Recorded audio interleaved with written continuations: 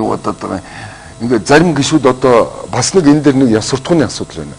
Хүн ам цөөтөө чи ээлжээр бас нэг жоохон амьдралаа сайжруулах ядаж их хуралд ороод. Гэхдээ 3 удаа одоо их хуралд орсон бол одоо дөрөвдөх зүгээр тийм хүмүүсүүдийг оруулмааргүй хэмжээтэй баймир байна.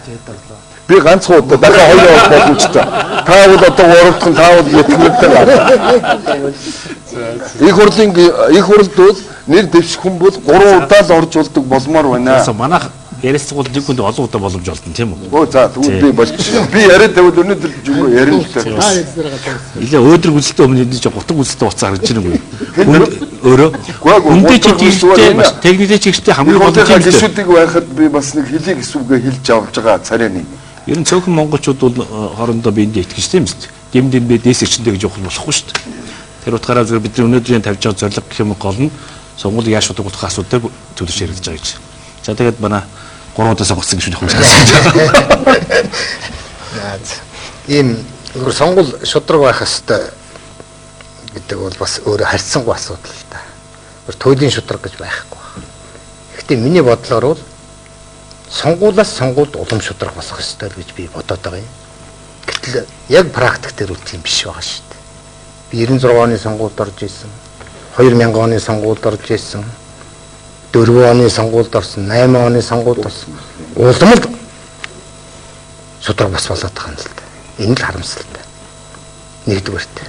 Тэгээ энийг яаж одоо яах вэ зэрэг одоо зохион байгуулах тэр асуудлыг л ярих хэрэгтэй байх гэж ингэж бодож байна. Хоёрдугаарт юу гэхээр зүгээр машинаар тоолно гэж яриад байна тийм ээ. Зүгээр машинаар тоолсноор бүх юм сайхан болчихгүй шүү дээ. Тэр утгаа одоо тэр мажартаар давмгайлсан байна уу? Профессионал давмгайлсан байна уу? Энэ ч бас нэг бүх юмыг сайхан болгочихгүй. Хамгийн гол санаа зовоож байгаа асуудал улс төрийн амлалтууд, нэр дэвшигчдийн амлалтууд, хий бүтэхгүй тэр амлалтууд, дээр нь одоо тэр мөнгө төгрөг тараадаг, элдвийн булхайнууд энэ л миний санаа зовоож байгаа. Энэ дээр их анхаарах хэрэгтэй гэж би бол хувьдаа үзэж байгаа. За би ч дээр сонгуул өхөнтөл булхайцуулсан л гэж боддог. За би нэг 60% авбал заавал нэг 70% аваад 10-ын туулгасан юм байна даа гэж боддог. Ер нь тийм бодолтой нэр дэвшигч олон биш шүү дээ. Үнэхээр булхай бол их биш шүү. Энээс яаж салах уу гэдгийг хамгийн ихтэй бодох ёстой. Энэ хуулийн дээр ажиллах гол зарчмын нэг нь энэ юм шүү гэдгийг би хэлмээр байна. Тэгээ одоо тэр ичнөө их амлалтууд одоо үнэхээр одоо энэ улс орны шин хөлдөөч ирж гүйцлээ шүү дээ. 21 мянган төгрөг хүн бүхэнд л өгөөд байгаа шүү дээ. Гэхдээ би тооцоо бодоод үзье л дээ та нар тийм үү? 21 мянган төгрөг 3 сая орчим хүнээрээ үржүүл 60 тэрбум төгрөг шаард зүгээр өгчөж байгаа байхгүй. Тэгээ 800 тэрбум төгрөгийг жилд зүгээр л тараачиж байгаа шүү. Хаашаа энэ тарааж байгаа. Энийг бол би буруу гэж үзэж байгаа. Тийм үү гэсэн. За зүгээр улс төрсөн асуудал бол өөр хэрэг. Ийм асуудлыг бол манай нам бол сонгуульд гаргаагүй юм шүү. Ер нь явж.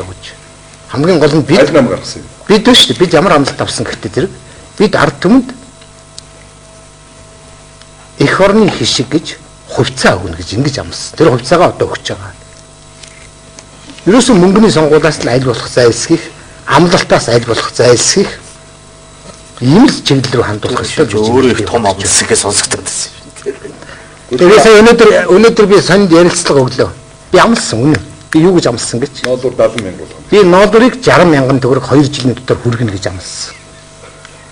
Тэгэхэд намайг нэр дэвшиж хахад 12 мянган төгрөг байсан байхгүй килограмм ноолуур. Би баян онгор дэвшсэн. Би 2 жилийн дотор ноолуурын үнийг 60 мянгад хүргэнэ гэсэн. Би тэгээд тайлбарлсан тэрийг. Би тэгтээ хүргэж өгсөн шүү. Тэгээд одоо 80 мянга болсон шүү дээ. За 2 жилийн дотор 60 биш 80% биш. Тэрийг тайлбарлсан. 80 мянга. За давч байлаа гэсэн давуулсан. Миний амлалт нь ерөөсөө тэр. Баян онгорт ноолуур их гардаг. 80 болгосон. Тэгээ 80 болгосон. Одоо болоо үз. Би өөрөө амлаж байгаа. Саман сансан шүү. За баярлалаа. Тэгээд яг нь сонгуулийн хуулийг бид нар бас энэ өмнөх ярилцлагаараа бас хальт яриад өнгөрсөн л дөө.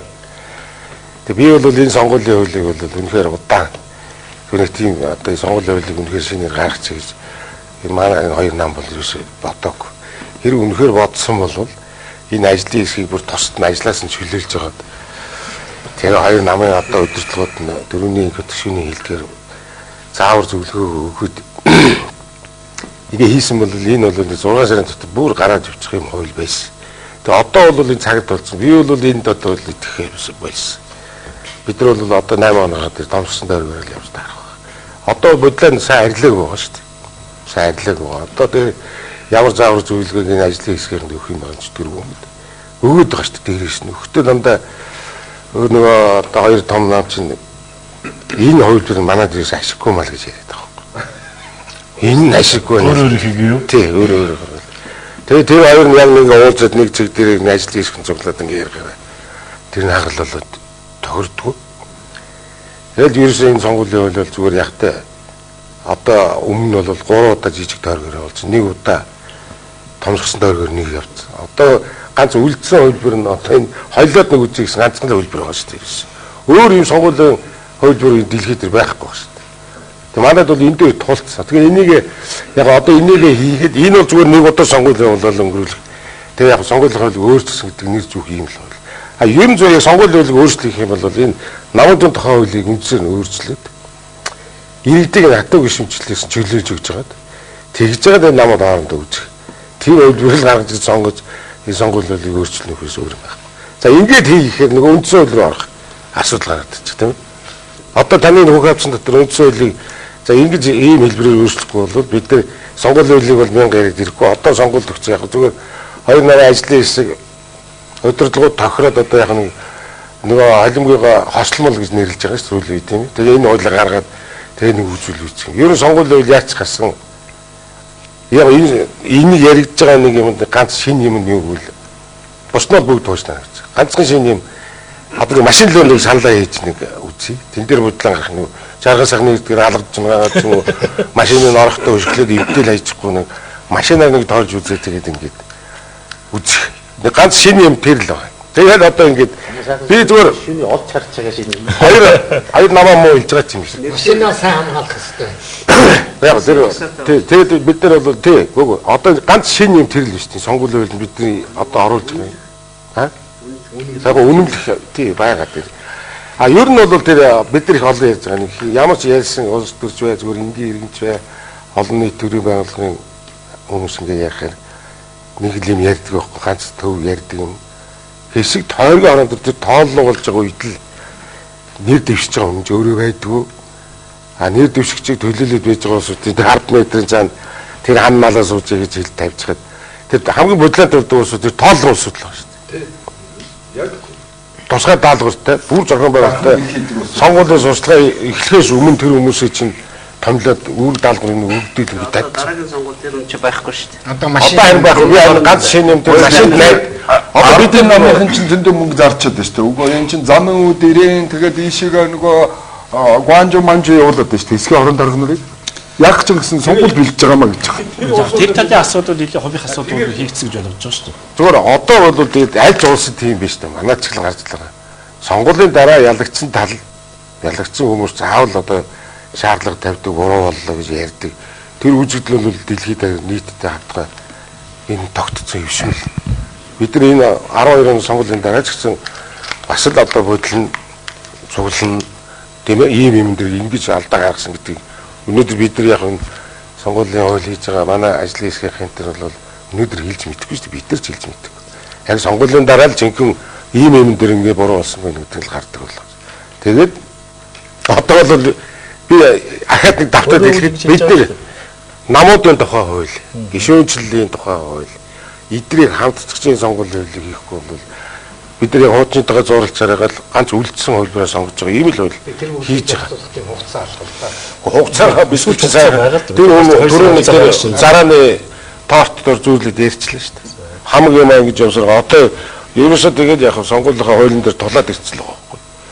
За одоо ингээд манай өнөөдөр бас нэг жичин Монгол Ардын хувьд судалгааны дарга инкүтэн саналыг сонсъё. За тэгэхээр би бас ийм нэг үг хэлэх нь зүйтэй болов гэж. Ер нь сонгуулийн хууль юуны төлөө юм бэ гэдгийг л бүгдээрийг сайн бодмоор байна. Яагаад би ингэж ярьж байгаа гэхээр бол яг 2008 оны бодлонтой сонгуулийн дараа би тэр үед ерөнхийлөгчөөр ажиллаж байхдаа ахаад ийм бодлыг гаргуулахын тулд бас зөвхөн дотроо бодохоос гадны улсын төлөлийн сайн чадвартай хүмүүсийг авчиж хамт ажиллая гэж бодсон юм. Тэгээ Германы профессор, улс төрч ийм хүмүүс ажлын хэсэг байгуулагдаж манай оронд ирсэн. Харамсалтай тэр ажил зогссон юм шиг байна лээ. Тэгээ тэр хүн тийч хэлж ирсэн. Ер нь сонгуул юуны төлөө юм бэ? Нэг хүнийг сонгох гэдэг юм уу? Нэг намыг сонгохын төлөө юм уу? Эсвэл ард түмэн өөрийнхөө хувь заяаг сонгохын тухай юм уу? Энэ талаас нь хийж яриач гэж. Бид нар дандаа нам сонгох, хүн сонгох, дахин сонгох, 3 удаа сонгох, 1 удаа сонгох болоо штэ гэх ийм маягийн юм байл шүү дээ. Бид бол тийм биш юм байна лээ. Ард түмэн өөрийнхөө хувь заяаг сонгох тэр болцоог л олох хэрэгтэй юм байна. Ард түмэн өөрийнхөө хувь заяаг сонгохдоо хинээр дамжуулж, тий өөрийнхөө хувь заяаг хэн даатах вэ гэдэг л ийм л одоо сонголтыг хийх болцоог л олохын төлөө одоо тэр асуудлыг зохицуулж өгж байгаа сонгуулийн хууль. Тэгвэл 2008 оны сонгуулийн хууль бол ард түмэн өөрийнхөө хувь заяаг сонгох тусалсан сонгуулийн хууль байгаагүй. Энэ бол зүгээр л одоо лойвер бол хагаар л ямар нэгэн аргаар л улсын хурлд орё гэсэн нам хүмүүсийн тэр одоо хүслийг л хангасан хууль болсон. Нөгөө мордгийн хазгаа гिचээ тэр үед чинь миний санаж байгаа би бас тэр үед ажил хийжээс учраас санаж штэ. Яг одоо сонгуулийн хууль батлагдах үед их хурал дээр ямар томьёолоор санал хураагдсан бэ гэхээр томсгсон тойргоор 76 гишүүний сонгоно гэсэн ийм томьёол явсан. Гэхдээ эхлээд нөгөө холимог гэж явж ирсэн. Тэгээс сүүлд нь холимог дээр санал таархаа болоод маргалдаад эхлэхээр тэр үед улсын хурлын дараа ажилласан юмдар зүйл томсгсон 76 гишүүнийг томсгсон тойргоор 76 гишүүний сонгоно гэсэн ийм томьёолыг өөрөө оруулж ирээд уг нь чи өөрөө оруулж иж болохгүй л дээ процедураар бол байнга хороо моргоор орж яваад унж басан санал гэж яагаад хураалгадаг шүү дээ. Тэгтэл тэр үед тэр нөгөө бэлдсэн байсан саналууд унтсан учраас томсгсон тойргоор 76 гишүүний сонгоно гэсэн ийм ойлгомжгүй томьёолоор санал хураалгацсан. Тэгээс үлд нөгөө хууль застгаараа засахтаа олон мандаттай 26 тойрог засцсан байхгүй юу? Олон мандаттай 26 мандат. Үгүй олон мандаттай 26 тойрог гэсэн байхгүй юу? Тэгэхээр тэрийг зассан байхгүй тэр хүн. Тэгэд эн чинь нөгөө мордгийн хазгаа гिचээр хамгийн ойлгомжгүй хууль болцсон байхгүй юу? Үндсэн хуульд өнөөдөр яг үндсэн хуулийн цэг таслалыг бид яг одоо магчлан мөрдөх ёстой гэж үзэж байгаа бол би бол тэгж үздэг. Гишүүнийг гэсэн байна. Гишүүдийг биш. Тэгэхээр нэг тойрог дээр 4 санал өгнөд чинь буруу байхгүй юу? Нэг гишүүнийг сонгох хэрэгтэй байхгүй. Тэр утгаараа бол энэ бол цэвэр 76 жижиг тойргийг дэмжсэн үндсэн хууль байна. Яг тэр утгаараа.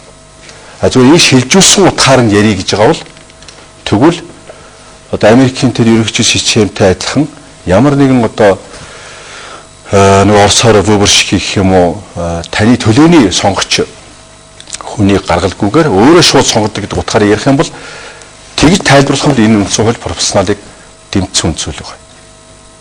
Тэгэхээр энийг хагалж бас нэг шийдмэр байгаа. Би бодохдоо бол үнэхээр гишүүн гэдэг ганцхан тоондор байгаа бол нэг хүн нэг л хүнийг дугуулах ёстой.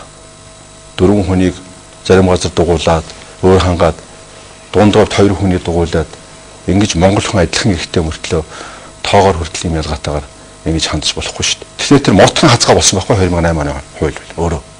Тэгээд бөөн бодлоо. Тэгээд тэр Германы хүн ингэж хэлж байсан. За 3 зүйлийг та нарыг бодооч. Нэгдүгээрт ямар улс орн та нарт хэрэгтэй юм бэ? Арчилсан ард түмнийхээ гэрхшгийг боддог. Ард түмэн өөрөө яг хувь заяагаа сонгодог юм болцоод улс орн хэрэгтэй юм уу? Эсвэл тэр нь 2 дугаар тавигдаад наан ямар ч аргаар хамаагүй сонгогдох хүсэлтэй намууд тийм хүмүүсээс зориулсан хууль хийх гэдэг юм. 2 дугаарт хуулийг та нар монголчуудыг хараад яриад байхад бол их сонирм. Хуулийг та нар биелүүлнэ гэж баталт юм уу? Эсвэл зөрчинэ гэж баталт юм уу? Тэрийг нэг тийш нь болгооч. 3 дугаарт альва маргаантай асуудлыг шийднэ гэж та нар комисс байгуулдаг юм уу? Эсвэл шийдэхгүй гэж комисс байгуулдаг юм уу гэж. Ийм 3 асуудлыг би тавиад ойлгосон цаг та нартай хамтран ажиллая гэж. Тэгээ бид гурвууланд нь хариулж чадаагүй. Тухайн үед. Тэгээ хариулах байх гээд сууж итэл тэрийгчтэй дунтраагаад нөгөө герман хүний асуулт нь хүнд санагдсан юм уу тэгээ яваад өгсөн. Тэгээ одоо хүртэл өнөөдөр Монголд яг ямар улс орн бид нөгөө дизайн ямар дизайнаар ямар улс орн бий болох гэдэг юм гэдгийг ойлгоогүй. Хуулийг бид мөрдөх гэж баталт юм уу эсвэл зөрчих гэж баталт юм уу гэдгийг ойлгоогүй. Альва маргаантай асуудлыг зөвшөлтсөж ойлголцох маягаар шийдэх юм уу эсвэл ойлголцохгүй зөрчилдөх маягаар тэгэл хоёр тишээ хараа суугаад бие бинийгээ муулаад явах тийм аргаар хурцдахаар одоо тэр асуудал шийдэх гэж бодд юм уу энийг асуудал шийднэ. Тэгэхээр сонгуулийн хууль бол өөрөө ийм бидний одоо нийгмийн буруу соёл донд энэний золиос болж тэр хүүхэд маань өөрөө төрж өгөхгүй. Энэ асуудлуудад хариулж чадахгүй учраас бол одоо хүртэл ингээд уншаад ажлын хэсэг буруутай юм шиг болчих гээд байна л да. Ажлын хэсэг буруу биш. Угаасаа ерөөсөө бидний ямар улсын орныг байгуулах гэдэг, ямар дизайнтай явуулах гэдэг юм бэ гэдэг дээрээ бол одоо ойлгоогүй учраас юм хөл гарахгүй шүү дээ. За энэ хуулийн төсөлтөд би бас товчхон ч гэсэн танилцсан. Тэгэхээр энд бол угаасаа энэ бол би зүгээр бодож байгаа. Гэхдээ та нар бол үгүй гэж хэлбэл энэ бол ерөөсөө хоёр намыг дахин гаргаж ирэх гэсэн тийм л одоо арга хэрэгсэл болж байгаа юм байна. Хамгийн наад захын жишээ гэхэд бол хүчингүү тооцсон асуудлаар та нар заргалдаж болно гэдэг тийм залт орсон байгаа тийм. Өөрөөр хэлбэл өөрийгөө сонгоогүй гэж шүү дээ. Хүчинтэй тооцсон заргалдахгүй нь шүү дээ. Сонгуулийн ороо шийдтсэн, хүчинтэй тооцсон дууссан. Тэгэхээр хүчинтэйд ч хүчингүүч алинд нь ч маргаан эсвэл булхай байж магадгүй шүү дээ. Тэгэхээр тэрийг аль алийн заргалдаж, маргалдаж тэрийг шийддэг арга механизм энэ хуулинд байхгүй. Шүүхээр явж энэ хуулийн энэ маргааны асуудлыг шийдэх асуудлыг шийдэггүй. Маргааныг үүсгэх хугацааг хэдхэн хоногор хязгаарлалцсан. Тэр луур булхайч нь бол 24 цагийн дотор 48 цагийн дотор 72 цагийн дотор илэрхгүй байхгүй юу? Голцоо нэг жилийн дараа ч юм уу одоо хагас жилийн дараа ч юм уу 3 сарын дараа илэрдэг. Тэгэхэд үгүй дууссан. Тэгээ тангараг өргөцсөн. Дараа нь намайг хувьд үл одоогийн болж байгаа хувьд үнэхээр хангалтгүй үзэж байгаа юм байна л тийм үү? Одоо туйлын хангалтгүй. Тэгээ дээр нь энэ баг бүр ийм санал тамаар байгаа. Ер нь одоо бидэрт ийм хар байгаа учраас энэ тэгээд хар нь зөвөр нэг хар биш бас ингэ батгагдж байгаа учраас би энэ хуулийг батлах ажлыг хоёр хуулиар байна. Эсвэл ерөөсө парламент сууддаг намуудаар хийлгэж. Тэ? Хоёр нам өөртөө баталгаажуулах гэж байгаа бол парламент сууддаг намууд тэр дизайныг хийгээд өгье. Тэгээ та нар их хурлын гишүүн гэдэг утгаараа бие даасан гишүүн тэрийг төлөөлөж болоод өргөн барьчих. Тэгээ та нар хэлцчих. Амжин штэ хамт суувал. Эсвэл зөвхөн ман анын гишүүд орохгүй их хот гишүүн, оюун гишүүн алтай гишүүн гурваар л хэлчих. Ийм одоо радикал санал дэвшүүлж энэ хавх ханганаас бүгдээр гарья. Тэгэхгүй ийм маягаар одоо хоёр нам даатгаал хоёр намын ажлын хэсэг бид нар одоо өнөөдөр интернет ороод уншдаг хоёр намын ажлын хэсэг санал тархаа байлаа. Шар худлаа шүү дээ. Цаанаа тогорцсон, ойлголцсон. Тэгээд 48 28-аар биднийг л хошгруулад байгаа юм уу, санаа цовоогч байгаа юм уу, янз янзаар ингэж хураал тэгээд бид нар яах вэ гэдэг нөгөө 48 20 дээр илүү анхаарал тавиад сая миний ярьдаг ямар улсыг байгуулах гэдэг юм те. Гэсэн энэ бүх юмуд маань ерөөсөө ойлгоо ингэж ярих тэр их сонь юм ярьлаа. 8 юу энэ төрөөчийн парламент буруу саналын томьёолоор энэ дээр сонгуулийн шалгуур тагшин жоохон додроо үндсэн хуулийн цэцээр нямд орж дарга тийм нямдж улсын хурлын дарга ингээ орооч л ороочсон. Тийм улсын хурлын дарга нямд орж тухайн үеийн сонгуулийн хуулийг хэлцүүлж батлуулж явах үедээ энэ чинь үндсэн хуулийн цэцээр батлагдсан одоо тэр хожимгоор орж ирсэн хууль зөрчсөн асуудал байхгүй юу? Тэрийг бол тогтоо. Тэгэхээр нөгөө тэр үед чинь 20 тавигдсан. Тэр үед чинь юу болсон бэ гэхээр нөгөө холимог тогтолцоо руу явах уу, мажоритараар явах уу, профессионалаар явах уу гэсэн янз янзын томьёолд явж байгаад нөгөө л одоо хоёр том нам л маргааныг тайлдаг гэдэг утгаараа бусдуудыг оруулахгүй бид ч гэснийг оролцож дотоод хэрэгт нь оролцож нөлөөлөл үзүүлчих байгаа юм шиг болгоомжлоод ингээд байж хаад тэр аль аль томьёол дээр таарахгүйс болоод тэр нөгөө бэлдэжсэн томьёолууд унаад тэгээд гинт хачин томьёолыг одоо нямдарж өөрөө хэлсэн. Тэгээд хажуунаас нь хүн шивэрснүү тэр микрофон сонсохдохгүй шүү дээ. Өөрөө эсвэл бодсон уу? Томсгсон гэж байгаа. Томсгсон тойргоор 76 гишүүнийг сонгоно гэж туваачихгүй гэл хураагаал алах тогтсон. Тэгээд тийж хураасан. Тэгээд сүүлд нь хууль гаргахдаа нөгөө застаг аргаараа томсгсон олон мандат томсгсон гэдэг үгийг олон мандаттай 26 тойр гэсэн байхгүй юу? Тэр хүн өөрөө дураараа тэгж хийсэн байхгүй юу? Тэгээд мордлын хазгаа хичээр хуулийн нөрөө тэгж гарсан байхгүй. Тэгээд тухайн үед нь одоо цэцмэцэд хүн хандаа. Тэгээд цэц рүү хандаж амжаагүй байхгүй. Тэгээд тэр чинь сүйд нь бөө маргаа цэц рүү хандаа цэц рүү тэгээд тэр чинь амжаагч нь хандаагүй. Тэр чинь нөгөө бид нар чинь сайн анзаарахгүй. Биднээс илүү тэр чинь 3 хоног дотор ажлын 5 хоног дотор хориг тавьдаг тэр чинь анзаарахгүй шүү дээ.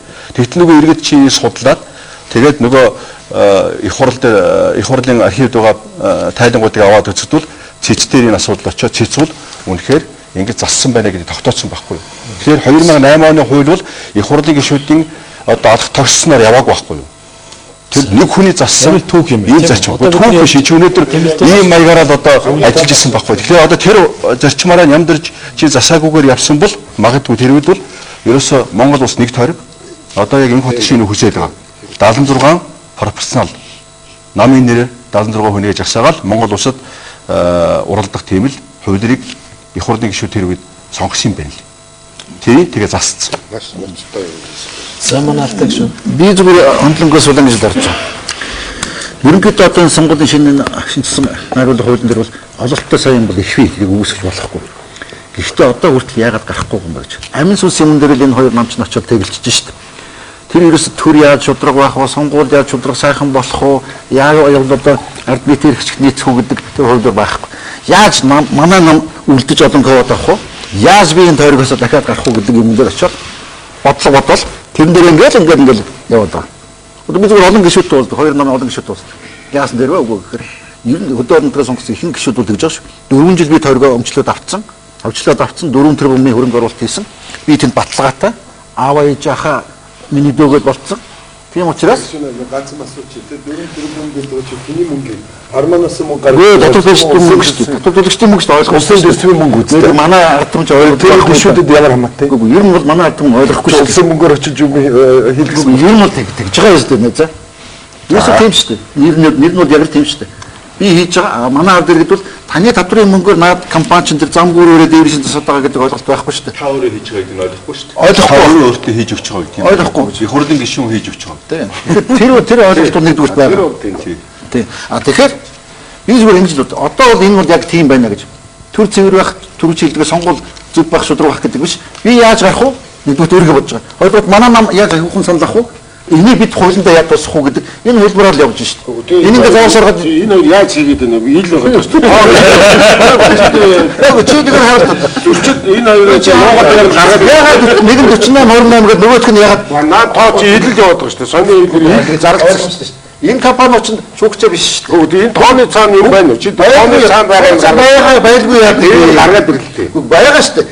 Энэ хөлбөрөөр орох юм бол манай намд илүү ашигтай, илүү санал авах юм байна. А эдний хөлбөрөөр орох юм бол манайд бол санал баг ирэх юм байна гэдэг. Ерөөсөө энэ дээр зөрчилж байгаа шүү дээ. Тэрнээс биш хэллээ шүү дээ. Энэ манайд ашиггүй, энэ манайд ашиггүй 2-5 нон яриад бодохгүй. Сонгуульд орж манай намуудын хувьд сонгуульд орж байгаа нэр дэвшигч ямар ч байсан гарахыг л бодно шүү дээ. Үгүй Хич одоо шийдэл маа байхаас илүү нэр дэвшиж төрөө цэврэх сонгуул яаж шудраг бодох шүү дээ. Үгүй амтэн шүү дээ. Гэхдээ бас өнөөдрийн ямар ч хувь хүн нэр дэвшигч улс төрийн нам бол ялахыг л бодно. Үгүй мэдэн шүү дээ. Тэгэхээр би гэдэг манай нам гэдэг амбицаасаа салаач л гэдэг байгаа байхгүй. Тэгэд дандаа бодох юм бол наад хуучин батлагдахгүй. Тэр хэн Хууль батлагдсан батлагдах байх. Гэхдээ зүгээр ямар системтэй байхад асуудал сонин хуулбарууд гэж шүү дээ. Би бол нэг тийм гаж юм боддог. Одоо ингээд гişүүдний хэлбэр сайн ойлгохгүй шүү дээ. Гişүүд ойлгохгүй тутахстай ойлгож байгаа нэг жирийн сонгогч иргэд бүр ойлгохгүй шүү дээ. Тэгэхээр ингэ заваар уснаас энийхээ бол хамгийн шудраг хуулбар. Гэхдээ гişүүд бол болохгүй л гэдэг. Юунаас Монгол улс таяараа нэг тойрог болоод нийт ард иргэдээс санал аваад мор барьж байгаа юм шиг 76 морийг л барьчих гэж. Ард иргэдээс хамгийн олон санал авсан 76 хүн гараанд ороод таслал хайчих гэж. Нэгдүгээр хаана шудрах шүү. Уу их хурлын дараа заавал өгнө гэсэн олон санал өгнө гэсэн байхгүй шүү. Тэгэл таслал хайчих шүү гэж. Сонгогдож байгаа хүндээ ч би үнэхээр намайг ард түмэн сонгох шүү гэн сонгогч гэсэн гомдол байхгүй шүү. Би үнэхээр сонгоцсон. Тийм хуулбар явуулсан юм л дээ алтай. Тэгэхээр энэ хуулбар яагаад та нар хамгийн ойлгомжтой хуулбар хамгийн зөв хуулбар шүү. Яг энийг оруулах 76-гийн жагсаа чи нам бүхэн 76 мөр ч юм шиг 76 барай 76 мандат нэг тойрогтой нам бүхэн 76 хүн дэвшүүлсэн. Яагаад болдгоо юм бэ? Энд чинь иргэнийг л сонгож байгаа шүү дээ. Тэр бол намуудаас харин ганахнаар хэлдэг намыг биш. Нам сонгох юм бол наадах шиг ингэ шүү дээ. Гэхдээ иргэнийг сонгоно гэдэг үндсэн хууль байгаа шүү дээ. Эдгээр бол одоо нэг хөөрх юм яриад байгаа. Гэхдээ наад дээр чи бид нар хуулийн шинжил хийх гэж байгаа гэж 76 тойрог болоод гэсэн байна шүү дээ. Тэр гишүүний яриад байгаа хуулбарыг өргөн барьсан төсөл дээр орсон шүү дээ. Энэ Лүндэ Жанцсан дарга бол ажлын хэсгийг ахлагч анх их хурлын ажлын хэсгийг ахлагч байсан. Тэгээд бид энийг өргөн барьсан. Тэгээд луу улд нарын төслийг хажуунаас хөндлөнгөөс одоо бүсчилсэн байдлаар одоо ингэж орж ирэх нөгөө хуулийн төсөл хажуунаас орж ирээд тэгээд нэгтгэх явц чи олон хувилбар гараад анхдагчтай таны яриад байгаа 76 гишүүнийг бид нэр улсын хэмжээнд нэг тойргоор ирэг дээрээ дүгнүүлээд явуулдаг. Энэ хувилбарыг харин бид шудраг гэж үнцээ тавьсан. Хажуунаас үндсэн бүр эрэхтэй учраас их хурлын гишүүн санаачлаад тэгээс илжиж луу улдрын төсөл ороод ирэхээр хоёр төсөл чинь нэг төсөл болж яригдахаас өөр аргагүй болоод нэгтгэгдэж яригдах явц сонгуулийн олон янзын юм хувилбарууд гараад тэгээ энэ хувилбар чинь одоо ингэ явчих. Зүгээр Лүндэгийн хамаг авчихгүй байсан.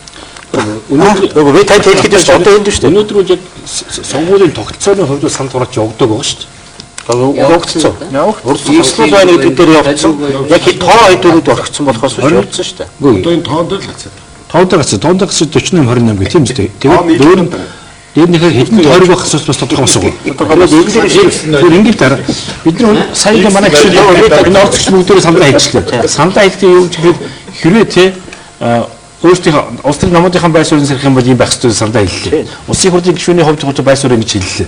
Эцэг өнөөдөр бидний ярьцгийг гол юу юм зорилго гэх юм бол за өнөөдөр хүртэл улсын хурл дээр хилцэгдсэн сонгуулийн хууль маань ямар ч хүнсээ дүр төрхтэй хүн болсон юм бэ? Тэрийг олон нийт төрөх тийм үү? Хоёрдугаар гэх юм бол одоо шийдэгдэг асуудал юу байгаа юм бэ? Тэ? Тэрийг яаж шийдэх вэ асуудал гэж.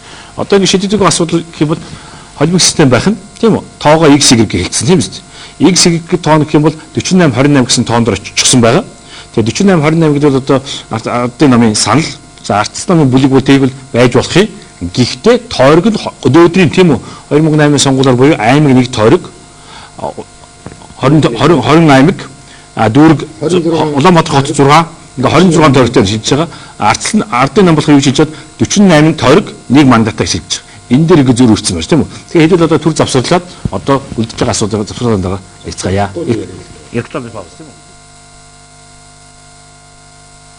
Цэг бэлэглэгч таблаар хийж. G7 дэд зэргийн кофе. Esprit шинэ бараа ирлээ. Амьдралд ойрхон брэнд Esprit. Just believe.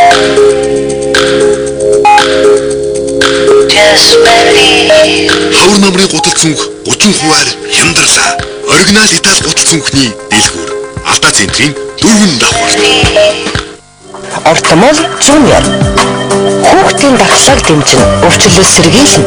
Хүүхдийн өсөлт байдлыг сайжруулах витамин, эрдэс бодис гэж бүрнээр агуулсан парафармацевтик бэлтгэл. Ортомол Junior.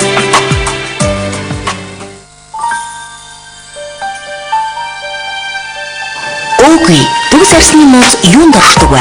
Хар цаглын хандтай Royal Velvet. Шин цэвэр бүтээгдэхүүний нууцыг нээгээрэй. Толгор зөөлөн арьс, бүсгийн хөмбөр тансаг. 4-7 хоногт чангарч талийсан арьс, батлагдсан үрдэн. Миний хоо үзэсгэлэнгийн нууц бол Royal Velvet. Орифлеймд бий хоо сайхнаа бүрэн даатгаж чаддаг. Орифлеймийн зөвлөгөөтэй холбогдоорой.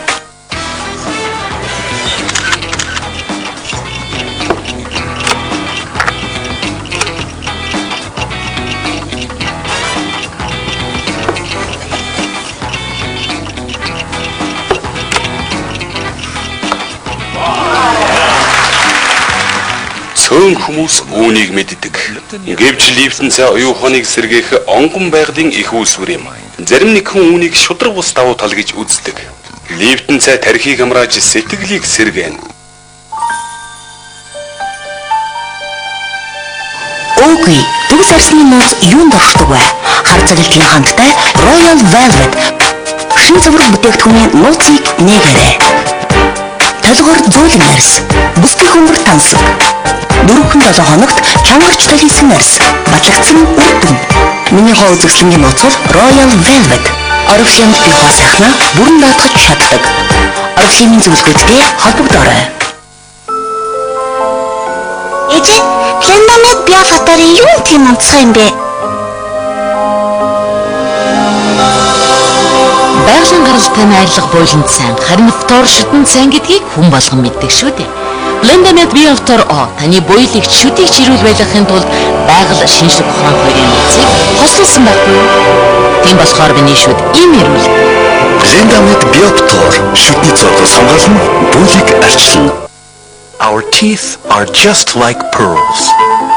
If we protect them with PS, its double calcium formula strengthens the enamel so that our teeth can endure various food and germs attack, preventing formation of tiny invisible holes which can become cavities. PS protects your teeth to prevent cavities. PS.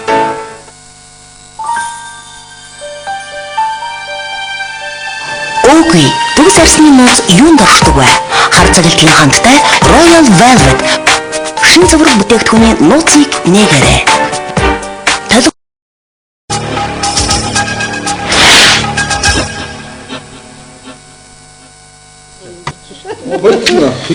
За ингээд нэвтрүүлгээ үргэлж үзье. Сая манай нэвтрүүлгийн түрүүчээс дээр манай оролцогч гишүүд оролцогч хүмүүс бүгд өөрсдөө саналыг энэ сонгуулийн хуультай холбоотой салбар хэлцгэлээ. Тэгээ ямар төвшөнд өнөөдрийн сонгуулийн хууль хүрсэн байгаа гэдэгт ярилцлаа. Одоо юу үлдчихэд байгаа асуудал гарч ирж байна. Өнөөдөр үлдэж байгаа асуудал хамгийн гол асуудал гэх юм сонгуулийн тогтолцооны асуудал, тоо хэмжээний асуудал үлдэж байгаа. Одоо юу гэж байгаа их хурл дээр 48-28-ны тоо ярьж байгаа. 48 гэдэг нэрээ санал авна. Гохын тийм үү? 28-д намаар тэгээд энд дээр хоёрт хайцсангүй байж болох юм гэсэн хувьд очиж байгаа. Гацгүй 48-нд нэг мандатаа 48 тойрог байх юм уу? Үгүй л тийм үү? Олон мандаттай 26 тойрог байх юм уу гэдэг асуулт дээр тулаад зөрчсөн байж байгаа. Нөгөө талаар хэвэл энэ 48 мандат гэж тийм хот хөдөөдөө хуваарлах юм бол хоттой хэд байх юм бэ? Хөдөөдөө хэд байх юм санал зөрүүтэй байгаа. Жишээл одоо энэ 76 гишүүнтэй сонгуулийн хувь болцсон хойш Монгол Улсын хүн амын тоо бол эрс өөрчлөлт орсон. Өнөөдөр уйлаач юу штэ. Хотод хорог гишүүнтэй хөдөө 56 тойж байгаа. Гэтэл Улаанбаатар хотод хүн амын чинь тийм үү гарч өнөөдөр 40 гаруй хүн амьдарч байна. Тэрнтэй уйлдуулжийн тоонд өөрчлөлт оруулах юм үгүй асуудал гараад ирсэн. Амьдрал дээр гараад ирсэн. Гэтэл энэ асуудал дээр бас улс төрийн намууд хоорондоо янз янзын байр суурьтай болцсон байж байгаа гэж. Тэгвэл одоо өнөөдрийн ардын нам юу гэж хэлж байгаа бол 48 хүнээс сонгохдоо 41 мандаттай 48 тойрог баяа. Өөрөөр одоо ч аймагуудыг 2 хуваая гэж. Ардсан нам гэх юм бол үгүй. Аймаг бол нэг тойрог хэвээр үлдэх ёстой. Харин зарим аймгийн нэг мандаттай, зарим аймгийн 2 мандаттай байх ёстой гэсэн асуудал өрнөж байгаа. Энэ дээр одоо жишээс байгаа улсууд ямар одоо санал бодолтой байгаа гэдэг санал айлгүй. Тэгэхээр сая хоёр дараа бас хэлсэн сонгуулийн дизайн гэж байна. Тэгэхээр сонгуулийн дизайн бол ялангуяа иргэдийн хувьд бол ер нь сонгуулийн тогтолцоо бол яг иргэдийн хувьд бүрх чухал уу гэдэг сонгуулийн экспертүүд бол нэг тэгж ярьдаггүй. Энэ бол улс төрийн систем өөрөө ямар байх вэ? Мэргэжлийн улс төрчид Монголын улс төрийн системийг аль нь илүү байвал илүү улс төрийн систем зохистой байх уу гэдэг талаар бол яриа өнөөсдөг байхгүй. Иргэдийн хувьд бол одооны олон улсын стандартыг иргэдийн сонгуулийн эрхийн стандартыг бол угаасаа дордуулахгүй байх нөхцлүүд нь заагдсан. Аль системийг хийсэн иргэний сонгох эрхийг хангах тэр баталгаа мажоритар дээрч байдаг, пропорционал дээрч байдаг. Хосгосон дээрч байдаг. Энэ дээр бол пропорционалыг авахаар иргэдийн сонгуулийн эрх сайжирдаг, мажоритарыг авахаар мууддаг, эсвэл мажоритарыг авахаар иргэдийн сонгуулийн эрх сайжирдаг, мууддаг, хослолчуд дорддог гэдэг ойлголт бол байхгүй. Хамгийн гол юм түрүүнд чөлөө шудраг сонгуулийн гол юм бол сонгогчийн санал зөв тоологддог, олонхын хүсэл зориг илэрхийлэгддэг байх ёстой. Тэр утгаараа яг хүн амын төлөөллийг бол илүү сайн харгалздаг пропорционал гэж байгаа боловч өнөөдөр мажоритар системээр дэлхийн олон орнд явж байгаа. За тэгээ хэлэхэд сая сонгуулийн дизайн дээр бид нар ерөнхийдөө яаж ойлголцож байна вэ гэхээр бидний явж ирсэн систем бол 5 удаагийн улсын хурлын сонгуулийн систем бол хувийн дээр тулгуурласан улс төрийн одоо энэ парламентын систем сонгуульд явагддаг. Тэгэхээр энэ системийг 76 байж байгаа шилжилт хийх гэхэд бид энийхээ ерөнхий загварыг бол хадгалъя. Энэ бол ер нь системдээ муудаа биш юм байна. Тэр зарим одоо сонгуулийн үйл явцтай гарч байгаа доголдол дутагдлууд байна. За хүн амын төлөөлөл дээр бас дутагдaltaй байгаа учраас пропорционал элемент ихний ээлжинд хувь хэмжээнд арай багасгая гэдэг дээр бол ерөнхийдөө хоёр том бүлэг бол ойлголцож байна. Тэгэхээр сонгуулийн дизайны хувьд бол бид хувь хүндээ суурилдаг энэ нэр дэвшигчийн системийг оруулъя. Бас намынхаа элементийг намдаа суурилдаг системийн элементийг ингэж хослуулж оруулъя. За энэ балансын харьцааны хувьд бол мэдээж нөгөөх нь илүү хүнийх нь илүү байя гэдэг. За ийм юм дээр тохирцож байгаа. За тэгэхээр дараагийн таны хэлдэг асуудал дээр гараад ирэхээр яг цэний хэлдэг тойргоо хуваарлах асуудал гарч иж байгаа. Тэр 48 тойргийн асуудал дээр одоогийн бидний энэ X гэрэг дээр нэг тойрог нэг мандат гэсэн систем рүү 48 тойрог гэдгээр явж байгаа. За тэгэхээр 48 тойрог дээр байя гэж бодоход одоо түрүү хэлсэн тийм ардсан намын хувьд ярихаар за тэгвэл Улаанбаатар хотод энэ 48 мандаттай чинь 3.1-ээс доош хүн нийслэлд оногдсон шүү гэж хэлж байгаа. За тэгээ үзэхээр энэ бол 16-аас доошгүй сууд 16-аас доошгүй сууд бол нийслэл Улаанбаатар хотод байх ёстой. гэдэг асуудал гараад ирж байгаа. Тэгэхээр 16 байна гэдэг Ардсан намын 50-аад байгаа саналаар 16 гэдээ үзэх юм бол 48-ыг чинь 16 нь Улаанбаатарт байна гэж үзэх юм бол цаад үлдсэн 28 байна. Тэгэхээр цаад үлдсэн 8 28 дээр бас нэг асуудал байгаа. 28 ч бол улсын хэмжээнд байхгүй юу? 28 гишүүн. Тэгэхээр 28 гишүүний чинь сая та 49 тийм. Гэгөө 48-ийн 28-ыг ярьж байна. Би профессионалын талаар ярьж байна л. Тэгэхээр 28-ыг чинь улсын хэмжээнд сонгуулах байхгүй юу? Тэгэхээр улсын хэмжээнд сонгуулахаар сонгогчдын чинь 45 орчим хувь гэдэг нь 40 гаруй хувь Улаанбаатарт байхад нийслэл Улаанбаатарт байна гэж бодоход тэр саналын жингээрээ саналаа өгж байгаагаар үзэхээр 14 биш 13 мандатаа саналын жигнэр жигнэж бас ярьдаг. Тэгэхээр энэ 28 мандатын чинь 13 мандатын нийслэл Улаанбаатарын сонгогчд оролцоогоор саналын жингийн хувьд тийм одоо жинтэй болчихж байгаа. Тэгэхээр тэр 13-ыг чинь үзэх юм бол 13 дээр тэр 16-г ингээ үзэх юм бол нэмээд үзэх юм бол 48 28-ыг хэрвээ одоо Ардсан намын саналаар хүлээж авах гэх юм бол нийслэл 29 мандаттай болж байгаа. За хүн амын төлөөллийн хувьд бол ерөнхийдөө одоо нэлээд хангалттай төвшөнд орж ирж байгаа. Гэхдээ нөгөө нэг асуудал нь энэ бол одоо телевиз үзэж байгаа улсууд дээр хувьд бол нэг асуудал байна. Тэгэх юм бол жишээ нь Хинтээ аймаг 3 мандаттай гэж бодоход 1 мандаттай бол. Жишээ нь Завхан аймаг 3 мандаттай 1 мандаттай болно гэдэг юм. Хүн амын төлөөллийн шударга гэж байгаа боловч нөгөө тэнд амьдарч байгаа монгол шиг уудын нутаг дэвсгэртэй нутаг дэвсгэрийн төлөөллийг бид угаасаа энэ бидний одоо манай намын яриад байгаагаар бол 48 дээр бол 12 мандат нь Улаанбаатартай байдаг шүү дээ. Тэр тохиолдолд бол бид нар бүх аймагуудаас нэг хасж байгаа юм. Яг Улаанбаатартай адилхан. Улаанбаатар бол 22 болж байгаа. 12 болж байгаа. А тэр бидний хэлж байгаагаар бол үзэх юм бол тоо яриад байвал бас сонсоод. Гүж тоог асууж байгаа учраас тоо яриад. Улсууд ойлгохгүй хүмүүс бас ойлгох ёстой.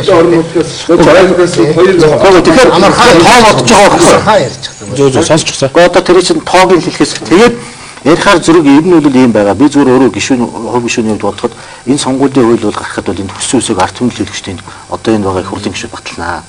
А тэгээ үзэхээр сая хэлж байна. Тэр аймгийг төлөөлж байгаа тэр төлөөлөгчид саналаа өгнө. Тэр аймгийн иргэд бас энийг харж байгаа. Тэгэхээр энэ сонирхлын зөрчил буюу ашиг сонирхлууд ингэ зөрчилдөө энэ хооронд орж ийн л доо. Тэгэхээр энэ хооронд асуудал шийдэхэд ямар асуудал үүсэж ийнэ вөхөр яг саяны 16-аар бол энэ батлагдах боломжгүй байна. А тийм учраас миний бодлоор 14 биш та Улаанбаатарт 12 биш 16 биш харин хамгийн дээд нь 14 мандаттай байлгаад дээр нь саяны миний хэлдгээр тэр одоо 28 дээр ингэ үзэхэр 14 мандаттай байсан тохиолдолд 48 28 дээр үзэхэр Улаанбаатарын мандатын тоо бараг 7-оор төтөлбөр автоматар нэмдэг. Тэгэхээр өөрөө ингэж шүү дээ. Хот хөдөөгийн тооны харьцан ярьчлаа тийм үү? Уг нь бид рүү асуухтаа танах яагаад те нэг тойрог дээр нэг хүн хийж байгаа юм бэ? Аймгийн яагаад задлах авах гэдэг юм шүү дээ. За тэрэн дээр бол шүү дээ ийм асуудал байгаа. Яг энэ нэг тойрог олон мандаттай системийг бол манай Ардсан намын 8 оны систем хэрэглэе гэж байгаа. 48 дээр. Тэгэхээр энэ бол блок хөвтгөх систем 1992 онд Монголд анх хэрэглэгдэжсэн. Дахиж хэрэглээгүй. За би энэ олон улсын сонгуулийн экспертүүд шүү дээ. Бүх улс орнуудад Йордан, Монгол, Тайланд 3-т хэрэгжилж байгаа болсон юм а гэж судалгааны төвлөрд байдаг. Одоо бол Монгол сая 8 онд хэрэгжилж учраас эргэж судалгааны Монголд хэрэглэгдсэн гэж гарч ирэх баг. Тэгээ яагаад энийг улс орнууд хэрэглэхээ болсон юм бэхээр одоо тэр тухайн улсын намын нэр дэвшигч утгыг алдагдуулдаг. Намуудын нэр дэвшигч хоорондоо өрсөлддөг. Дээр нь намуудын нэр дэвшигч хоорондоо өрсөлдөд гадна нөгөө намтайгаа өрсөлдөд. Дээр нь сонгуулийн үр дүнг зөвшөөрөхгүй байдал үүсдэг. Маш олон хүн эсэргүүцдэг. Нийгмийг хуваадаг зөрчилдөөтэй. За ойлголоо тийм. Самт тоолох ажил угаасаа зөрчилдөөтэй байдал үүсдэг. Ингээд тараа. За одоо яг энэ тоо би одоо өнөөдөр наад жаасаар өштэй нэг асуудал дүгнэлт ерөөсөө хийхгүй. Та нар булгаад өөр хийхэд болчих заяа. Тэгвэл ийм асуудал үүсэхгүй л байхгүй да. За би нэг юм асуух жаасаа. Тэгээд ийм байх юм байдаг гэж жаасаа. Яг улс төрийн 3 намын байх хэвчтэй. Хараа. Улс төрийн 3 намын дараа сууж бид тагус асуух чинь л да. Өнөөдөр ингээд 48 28 байя. Өөрөөр холимогстэй тийм 28 одоо намаар 48 хүнээр хэлж тийм үү? Энэ одоо харьцаа тийм үү? Таран 3 нам жишээлүү те юу гэж үзэж байна? Зөв рүү юу? Дэмжихгүй. Товчгоо. Манай намын хувьд бол тэгж бодож байна. Ойлгомжтой. Мэдээж орон нутгаас ардын намынхаа илүү их санал авах боломжтой учраас тэгж үзээд орон нутгаас ахиухан шиг хүн гаргаж улсын их хурлд илүү их судал эзэлж төр засгийг эрхэн таах гэж л бодож байгаа. Энэ бол нууц биш. Хөдөө орон нутгад мэдээлэл бас тэр болгон хангалттай хүрдэггүй. Тэгээд тэнд сонгуульд хяналт тавихад их хэцүү байдаг. Яг тэгэхээр будрахаа тархаа байдаг учраас тэрийн далинд бол та нар хүний санал тулгаа хийх гэж орон нутагт илүү хүн дэвшүүлэх гэж л энэ асуудлыг түлхээд байгаа. Нууц биш. Тэр бол нэг хүн өндөөс жишээлбэл Хинтээ аймгаас нэг хүн дэвшлээгээд яах гэдэг хинтэйчүүд гомдоод байгаа юм. Хинтэйчүүдийн бүх малчтын хүүхдүүд өнөөдөр тэгвэл Улаанбаатарт амьдарч байна. Улаанбаатарт сургууль сурж байна. Тэд нар ч хүн биш юм уу? Тийм үү танаар дутахгүй юм битээ. Өндөр тамар дэмжихгүй юм тийм үү? Дэмжихгүй. За Монгол Ард улстай. Би бол зүгээр энэ 48 28 гэдэг энэ тооны цаана их олон чухал залтууд эсвэл одоо орсон чимшиг, ойгоо чимшиг ингээд бүрхэг үлдэж байгааг бол бид бас дараа ярих баг. Тооны хувьд бол би юу гэж ойлгож байгаа гэхээр бол өнөөдөр би түрүүн сонгуулийн хуулийн дизайн гэж яриад байгаа шүү дээ. Улсынхаа дизайн. Ямар улс орон бидэд хэрэгтэй юм бэ? Тэрнтэй адилхан сонгуулийн хууль бол тийм л одоо улс орны хэрэгтэй гэдэгт туслахад, бүрдүүлэхэд туслах шин чанартай хууль болохоос биш. Одоо эсвэл тухайн нэг намын хүмүүс эсвэл нэг хэсэг хүмүүсийн дахин сонголт одоо хүслээ хэрэгжүүлэх тийм арга хэрэгсэл болж болохгүй гэж. За би эндээс юу харж байгаа гэхээр бол одоо түрүүн өөрөө жаргал сайхныг бол нэлээд өөдрөг үзэлтэй хүн ягаад ийм их гутран үзэлтэй болчихоо жаргал сайхан байна гэж ярьсантай адилхан. Би бол өөдрөг ч юм уу гутран ч юм уу гэхдээ ийм үзэгдэл болох гэдэг байгаа учраас болгоомжлолтой гэж бодож байна л да. Одоо бол жирэмслэлт явагдсан гэж бодож байна. Ягаад жирэмслэлт ярьж байгаа гэхээр манан гэдэг ийм одоо жирэмслэлт явагдаж байна. Манангийн удирдлагууд заахад тий одоо нууц хориг гэх юм уу тий нууц хориг тэрийг албан ёсоор хоригийн ордонд очиж бүртгүүлээгүй мөртлөө ард түмэн чинь аав нь зөвшөөрөөгүй байхад тэгээд хийсэн нэг юм жирэмслэл. Тэгээд тэр жирэмслэлтийн хамгийн гол утга нь аюул нь юу вэ гэхээр бол би бол зөвхөн одоо энд байгаа гишүүд хэр зэрэг тэрийг харж байгаа юм би сайн мэдэхгүй байна. Би тэгтээ би бас улс төрд олон жил байсан энэ одоо маань аны аль аль удирдлаганд байгаа хүмүүсийг бас за гарын 10 хурууш гэж хэлж чадахгүй. Тэгтээ гарын 9 хурууш гэж мэддэг хүний хувьд бол бас нэг ийм дизайн харагдаад байна. Тэгээ тэрийг би бас та нар зүгээр анхааруулаад бас үзэгчтэй анхааруулчих гэж. Юу вэ гэхээр бол энэ 48-28 гэдэг тооны цаан ч юм уу скуулийн сонгуулийн хуулийг өөрчилж байгаа асуудлаар за өөрчлөхгүй 2008 оноор ч орсон. 2008 онд бол аль аль нам нь төрөөс хот гишүүн зөвхөн зөрчилдсөнийг ярьлаа. Үгүй бас хувилдсан. Янз янзын тойрог дээр аль аль нам нь хувилдсан ч гэсэн юм би. Тэгэхээр 2008 оны сонгуульч байсан хуулиар чавсан одоо эсвэл шинэ хуулиар чавсан манангийн удирдлага бол ямар дизайн бодоод байгаа гэхээр бол 38-38-аар 2 нам гарах ямар болцоо байна. Тэ? 38-38-аар яаж гарах вэ гэж. За донд нь хэл амтаа ганц хоёр нэр дэвшиж юм уу эсвэл би дагч юм уу эсвэл нэг хэл амтаа намын хүмүүсийг худлаа тийм одоо юу гэдэг юм одоо өрсөлдөж сөрөг хүчний царай гаргаж оруулах. За хоёрдугаард дахин хамтарсан засгийн газар байгуулах.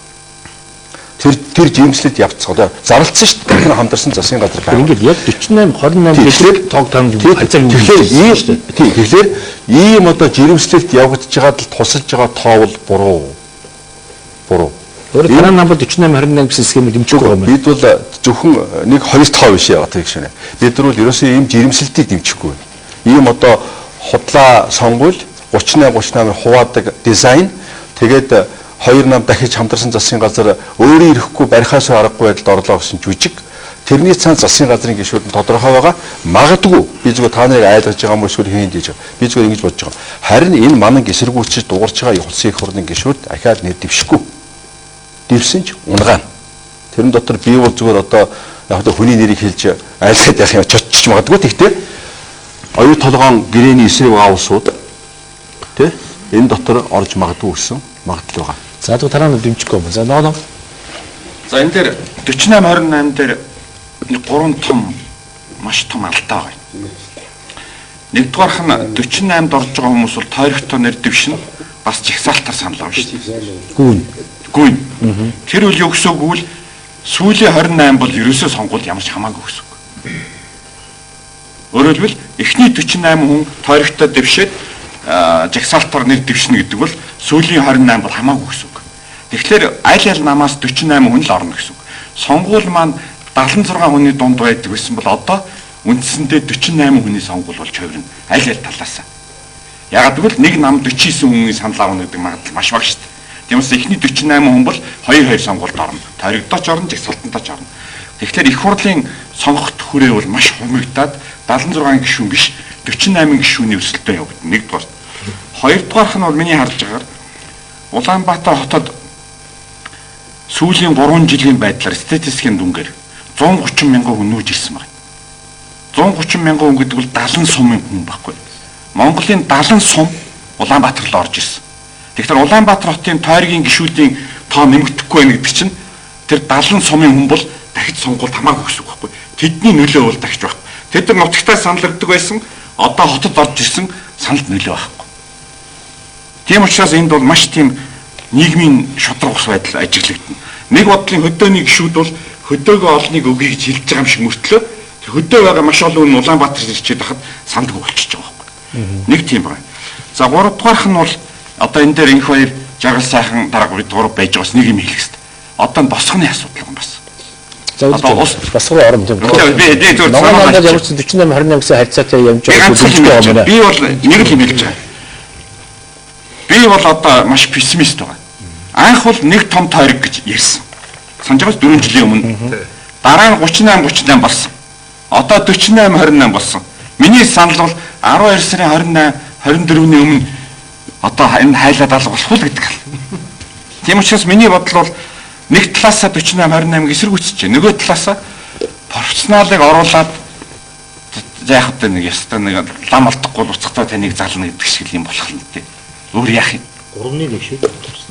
Тэгээ юу шүү дээ. Тэгэхээр зүгээр ингэж нөгөө намаа хөдөө үзэх юм бол те энэ профессионалыг оруулж байгаа нь нэг талаас зөв бүтлнөөдөө буруучлах гэж шүү дээ. Би бол ингэж хэлэх гэж байгаа. Энэ бол аргагүй ихэнд л хийж байгаа болохоос монголчуудад хэрэгтэй вариант биш байна. Өөр вариант байхгүй. Дэвшил мөн үү? Маш хэцүү. Яг гэвэл 76 гишүүний сонгуул 48 болж байгаа гэдэг бол тийм дэвшил мөн. Энэ хот гишүүн, сквад гишүүний энэ пропорционал системээр 76-гаа шууд ганц дөрөгтэй пропорционал системээр явуулахад одоо юунд нэг айгаад байгаа юм. Та одоо жишээ нь улсын их хурлд өхөн хөтлөө одоо ингэ байгаад тах уу? Тэгж хүсэж байгаа юм уу? Энэ хоёр чийдэггүй байна. Юу л та. Нэг хүнээс зүгээр асууж тийм ээ. Яга болдгоо одоо чи жишээ нь хэдэн удаа их хурд сууя гэж боддог. 10 удаа юу л бошгүй. Өөрөөс тойшгүй. Тэгээд тэр зөв гаргадаг юм. Тэр өөрийнх нь сонгогдох хүслээс хамаардгүй тэр иргэдийн сонголт иргэд гуугаад байгаа юм байна шүү дээ. Иргэд таны улс төрийн насаа чинь иргэд томооч шүү дээ. Та магадгүй 3 удаа сонгогдох гэж бодсон ч 1 удаа сонгогдол хаваач туулж магадгүй шүү дээ.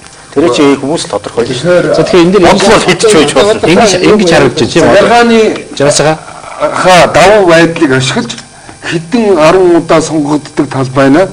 Одоо бүр ингээд давтагдсан. Гэрэл зогчихсон. Тийм биш үү? За одоо энэ ингэ болчихлоо. Ганц жагаас нэг байна. За профессионал руу юу сайгаад байгаа гэдэг. Аа. Одоо ийм хууль гаргахад наад үнцүүр чинь явж магадгүй. Үнцэн хуулиа ч гэсэн өөрчлөлттэй. Бүх ард түмний санал асуулга явуулчих л та. Энээс хэрэгтэй хэрэггүй юм зөндөл мал зардаг юм билээ. Энэ ата бүх телевиз 24 цаг ажиллаж байгаа санал асуулга хураачлаа. Тэгэхээр үнцэн хуулиа өөрчлөлттэй. Тэр чинь мөнхийн юм уу? Юу юм? Үнцэн хуулийг хүн зохиосон юм байгаа зү. Яга болохгүй. За тэгвэл дараагийн асуулт хүндээ тийм үү? Яг 48 28 гэдэг бол тийм мэдээж энэ шиг авч идэх асуудал биш тийм үстэй. Энийг бол их хурл өөрөө шийднэ. Их хурл шийдэхэд их хурл доторх судалгаа намуудын бүлгүүд тийм үү? Гишүүдийн шийдэх асуудал. Энд дээр зөвхөн бид ясгаж бол улс төрийн намуудын байр суурь ямар байгаа юм бэ? Юу нийлж байгаа, юу нийлэхгүйс асуудлаас хөндөж ярьж байна. Дараагийн нэг асуулт асууж байгаа л энэ сонгуул орон нутгийн сонгуулийг их хурлын сонгуулийг нэг өдөр явуулах гэсэн хуультай байгаа. 2008 онд болцсон шүү дээ. А гэтэл өнөөдрийн байдлаар орон нутгийн сонгуулийн хууль ерөөсөө хилцэгдээгүй байгаа. Тэгэхээр одоо дахиад нэг өдөр явуулна гэдэг хууль заагдсан 6 сарын одоо 20 дээр явагдана 24 тийм үү? А тэгэхээр өнөөдөр орон нутгийн сонгуулийг хуулийг хийж амжааг байгаа юм чинь энэ хоёр сонгуулийг нэг өдрийг явуулна гэдэг зүйл бүтэлтэй болох уу бүтэлгүй болох уу? Үгүй явуулсан зөв буруу гэдэг хүмүүстээ санал хэлж. Би энэ дээр ихэд нэг үг хэлж. Заавал Уул нь гарцсан. Ямар хэрэгтэй юм бэ? Хэдэн сарын дараа наад цаана хөрөнгө мөнгөө бодсон ч гэсэн амттай хүнийг баг зэрэгдүүлэхээ бодсон. Өнөөдөр биш тий орон нутгийн сонгуулийг нэг өдөр явуулна гэсэн хууль гарсан боловч тийм үү? Тэрийг процедурын зохицуулсан хуулиуд нь өшөө гараагүй байхгүй. А тэрийг одоо энэ 2 сар дотор хийх хэрэгтэй байхгүй. Энэ талаар санаа бодлоо тийм. Хийлд. Би энэ дээр нэг санал. Орон нутгийн сонгуул нэг өдөр явахаас бол буцаж болохгүй л дээ. Хууль нь байгаа учраас хууль гарцсан. Монгол ардын нам бол 2 салгана гэдэг байгаа. Бид нар бол одоо байгаа хуулийг та нар өөрчилж чадахгүй л гэж байгаа. Яг бол бид нарт одоо байгаа хуулийг өөрчлүүлэхгүй байх хэрэг нь байгаа. Хүмүүс их пессимист байна бүгдээрээ. Би бол тийм хараар харахгүй байгаа. Мэдээж одоо ялсан ялгцсан 2 нам нийлээ засгийн газар байгуулалтыг бол эсэргүүцэж байгаа. Ирэх сонгуулиар тэгшүүлэхгүй ч байж магадгүй байх. Одоо хүртэл би эсэргүүцэж байгаа. Ялсан ялгцсан 2 нийлээ засаг байгуулчих юм бол энэ сонгуул явуулах утга алдчихж байгаа. Сонгуул явуулахгүй бол арчил бас утга алдчихж байгаа. Тэгээ арчил биш одоо 90 оны өмнөх нийгэмд тэгэл явна гэсэн. Зүгээр хэлбэрийн төдий сонгуул явуулдаг ийм зам руу орчих гэдэг. Тэгэхээр тэгж бодож байгаа хүн бас байна. Тэгж бодохгүй байгаа хүн бас байна. Арчил нам дотор. ардын нам дотор ч гэсэн байгаа. Тэгэхээр энэ бол тэр хоёр улс орны хөгжлийн хоёр замын чиглэл биш үү? Одоо ингээ сайхан болох гэж байхад сөрөг хүчин гэж битээ яриад ингээд сайхан бүгдээр нийлээ явчих гэдэг нэг зам байгаа. Нөгөөх нь болохоор сонгуулаа явуулаад олон цонхороо ялгараа явъя. Хяналтгүй болоод байна гэдэг ийм зам байгаа юм л та. Тэгээд энэ хоёр замын аливаар явахыг бол 12 онд Монголын ард түмэн шийдэн бид нар шийдэхгүй шүү дээ. Сонгуулийн хуулийн эцсийн зорилго юу юм гэхээр сонгогчдын төлөөлөл зөв тусахтаа л байгаа. Яг л тож шиг тусдаг хуультай байх юм бол хамгийн шудар сонгуул болно. Тэрнээс одоо энэ одоогийн сүүлийн 4 сонгуул явуулсан 76 тойрогч анх байгуулагдахтаа бараг тэнцүү байсан. 10% зөрүүтэй байсан байна. Гэтэл энэ 20 жилийн хугацаанд хүн амын шилжилт явагцаар байгаа.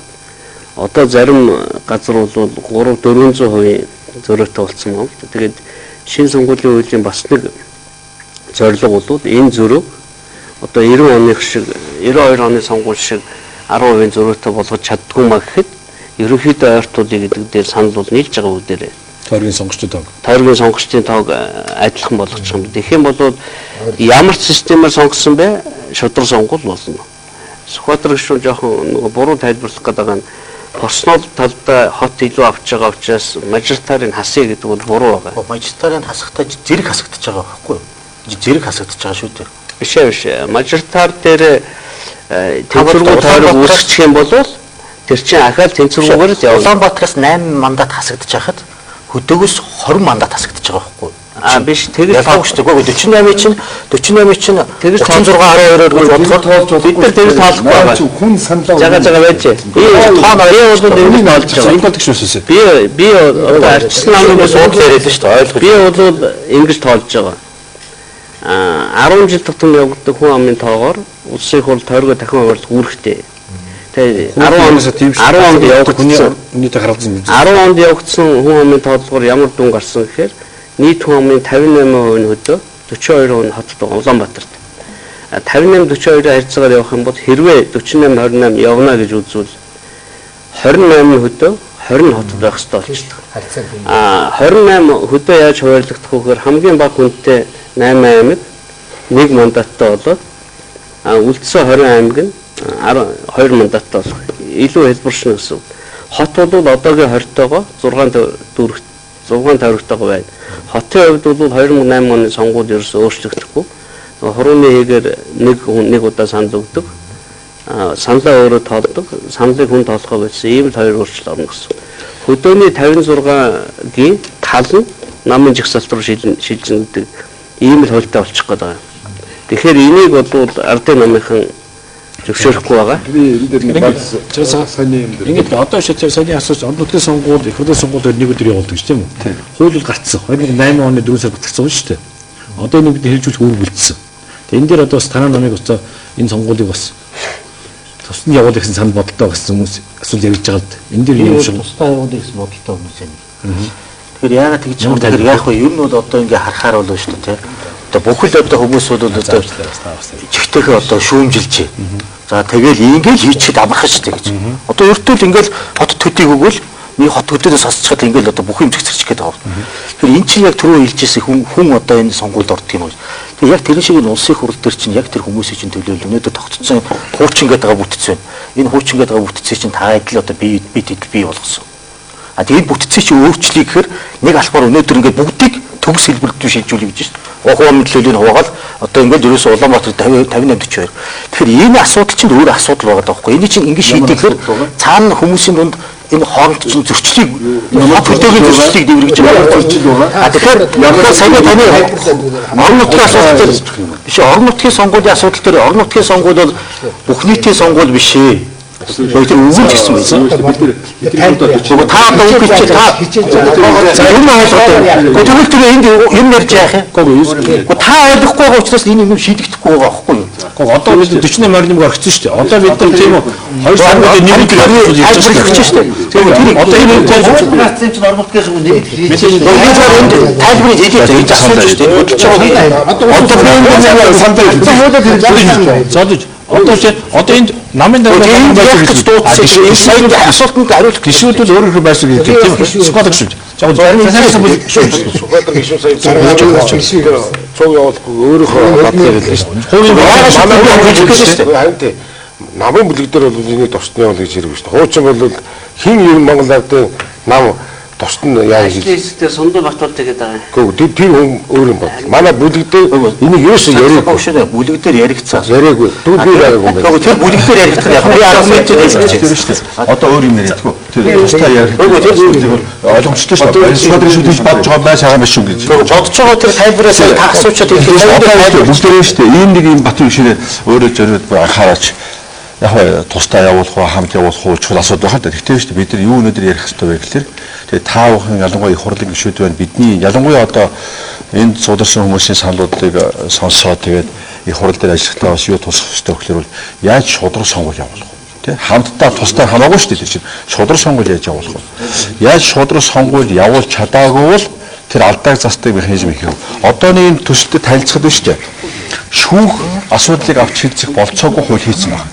Тэгэхээр алдаа гарсан бол засах болцоо хаагдсан байна. Тэ? Хоёрдугаарт энэ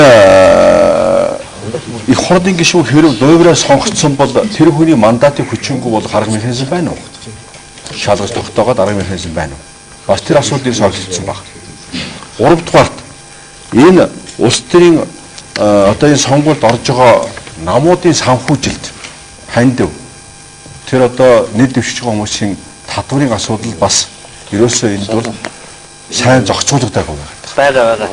Яг ингээд ерөнхийдөө одоо энийг бол эрт хот байх талаас нь тэгээд эргээд хэрэг одоо энэ намууд тодорхой сонгуульчдыг энэ тэндээс авсан бол тэрийгэ зарлаасаа гадна эргээд тэр санхүү дэмжлэг үзүүлсэн хүмүүсийг хараад тус байдалд орохын тулд төсвөөс нөхөж гаргасан зардал авах чадвар энэ хуулинд бас байхгүй. Нэг санал 1000 төгрөг гээд одоогийн хууль бол үргэлжилнэ. Тэгэхээр намуудыг аль болохоор том компаниудаас хараат биш болох бодлогоор энэ хууль хийгдсэн байгаа. Нөгөө хувь хүн 1 сая компани 3 сая хязгаартууд байгаа. Бүх мөнгө бэлэн бусаар явахаар хөлчлөгдсөн байгаа. Бэлэн бусаар явна гэхээр яг хэрэг бензин авах байсан ч гэсэн заавал банкны чекээр мөнгө авна. Тэр банкны данс руу хэн мөнгө хийсэн бүгд харагдаж идэг. Тэр болгоныг сонгуулийн ерөнхиөр дуртай үедээ шалгаж идэг тийм юм руу орж байгаа. Одоо сонгуулийн санхүүжилтийг хэн чадахгүй байгаа хамгийн гол бэрхшээл бол бэлэн мөнгө байгаа. Гадаадаас мөнгө авахыг хориглох ёстой. Хориглосон байгаа. Тэрийг авсан бол яах юм? Авсан бол яах вэ? Тэр сонгуулийн хүчингүү зарлах уу? Тэр хүмүүстэй хариуцлага тооцох. Тийм, янз бүрийн одоо торгоод өнгөрөх чинь утгагүй шүү дээ. Торгуулаад өнгөрдөг. Хуучин сонгуулийн хуулийн нэг эрүүгийн хууль татах хэрэгтэй. Хуучин сонгуулийн хүчингүү болох. Монгол улсын шалгалт тийм байгаа. Яг энэ дээр зөрийг хөдөлгөөн тийм. Хуучин сонгуулийн 250,000 төгрөг баг шүү. Тийм. Зарим торгуулийг бүр нэрсийн чигсээс хасчихсан. 2008 оны сонгуулиар одоо би худлаа бодоогүй бол гэхдээ шалгаараа би бас ийм тайлбартаар хэлчихье. Тухайн үеийн Монгол Ардын хувьсалт нам тайлангаа гаргаж өгтөө нэг тойрогт 13 сая зарцуулсан гэсэн тайлан гаргаж өгсөн байгаа шүү дээ. Тэр чи одоо бүгдээ инех хэрэгтэй юм тийм.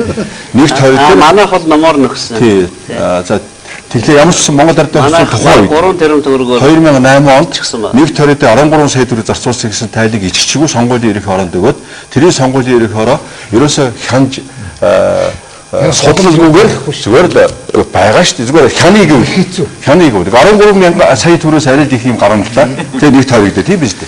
Тэгэхээр энэ бүхнийг бид нар ярихгүй Батбаяр гишүүн маань нөгөө өөрөө яг хуулийн дээр сууж байгаа магадгүй сонирхсан хүмүүсээс 48-28 хүчний тоо яриад орон зай сонгуулийн их хурлын сонгуулиуд салах уу гэсэн юмээд бид нөгөө лойроо яаж хийхгүй байх вэ?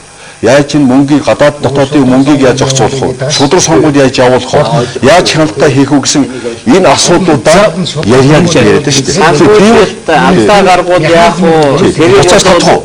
Буцааж татах мандатын хүчингүү болох тэр механизм бий юу? Буцааж татахаас өмнө ийм юм одоогийн хуулинд оруулсан юм шиг жоохон байж. Одоо ингээ сонгуулийн явцад алдаа нь гардаг.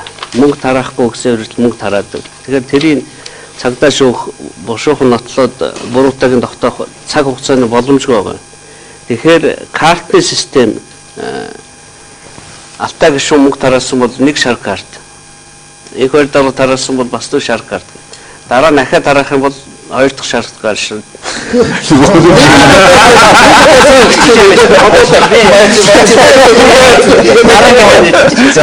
Дараагийнх нь улаан карт бол улаан карт. Улаан карт авчих юм бол үүшээ тэр хүний гишүүн болгохгүй байх эрхэн сонгуулийн ерөнхий орон дээр. Ямар хэрэгтэй тэр улаан карт ямар биш. Тэр бол ч нөгөө мөрдөн байцаалт явах гэдэг шүү дээ.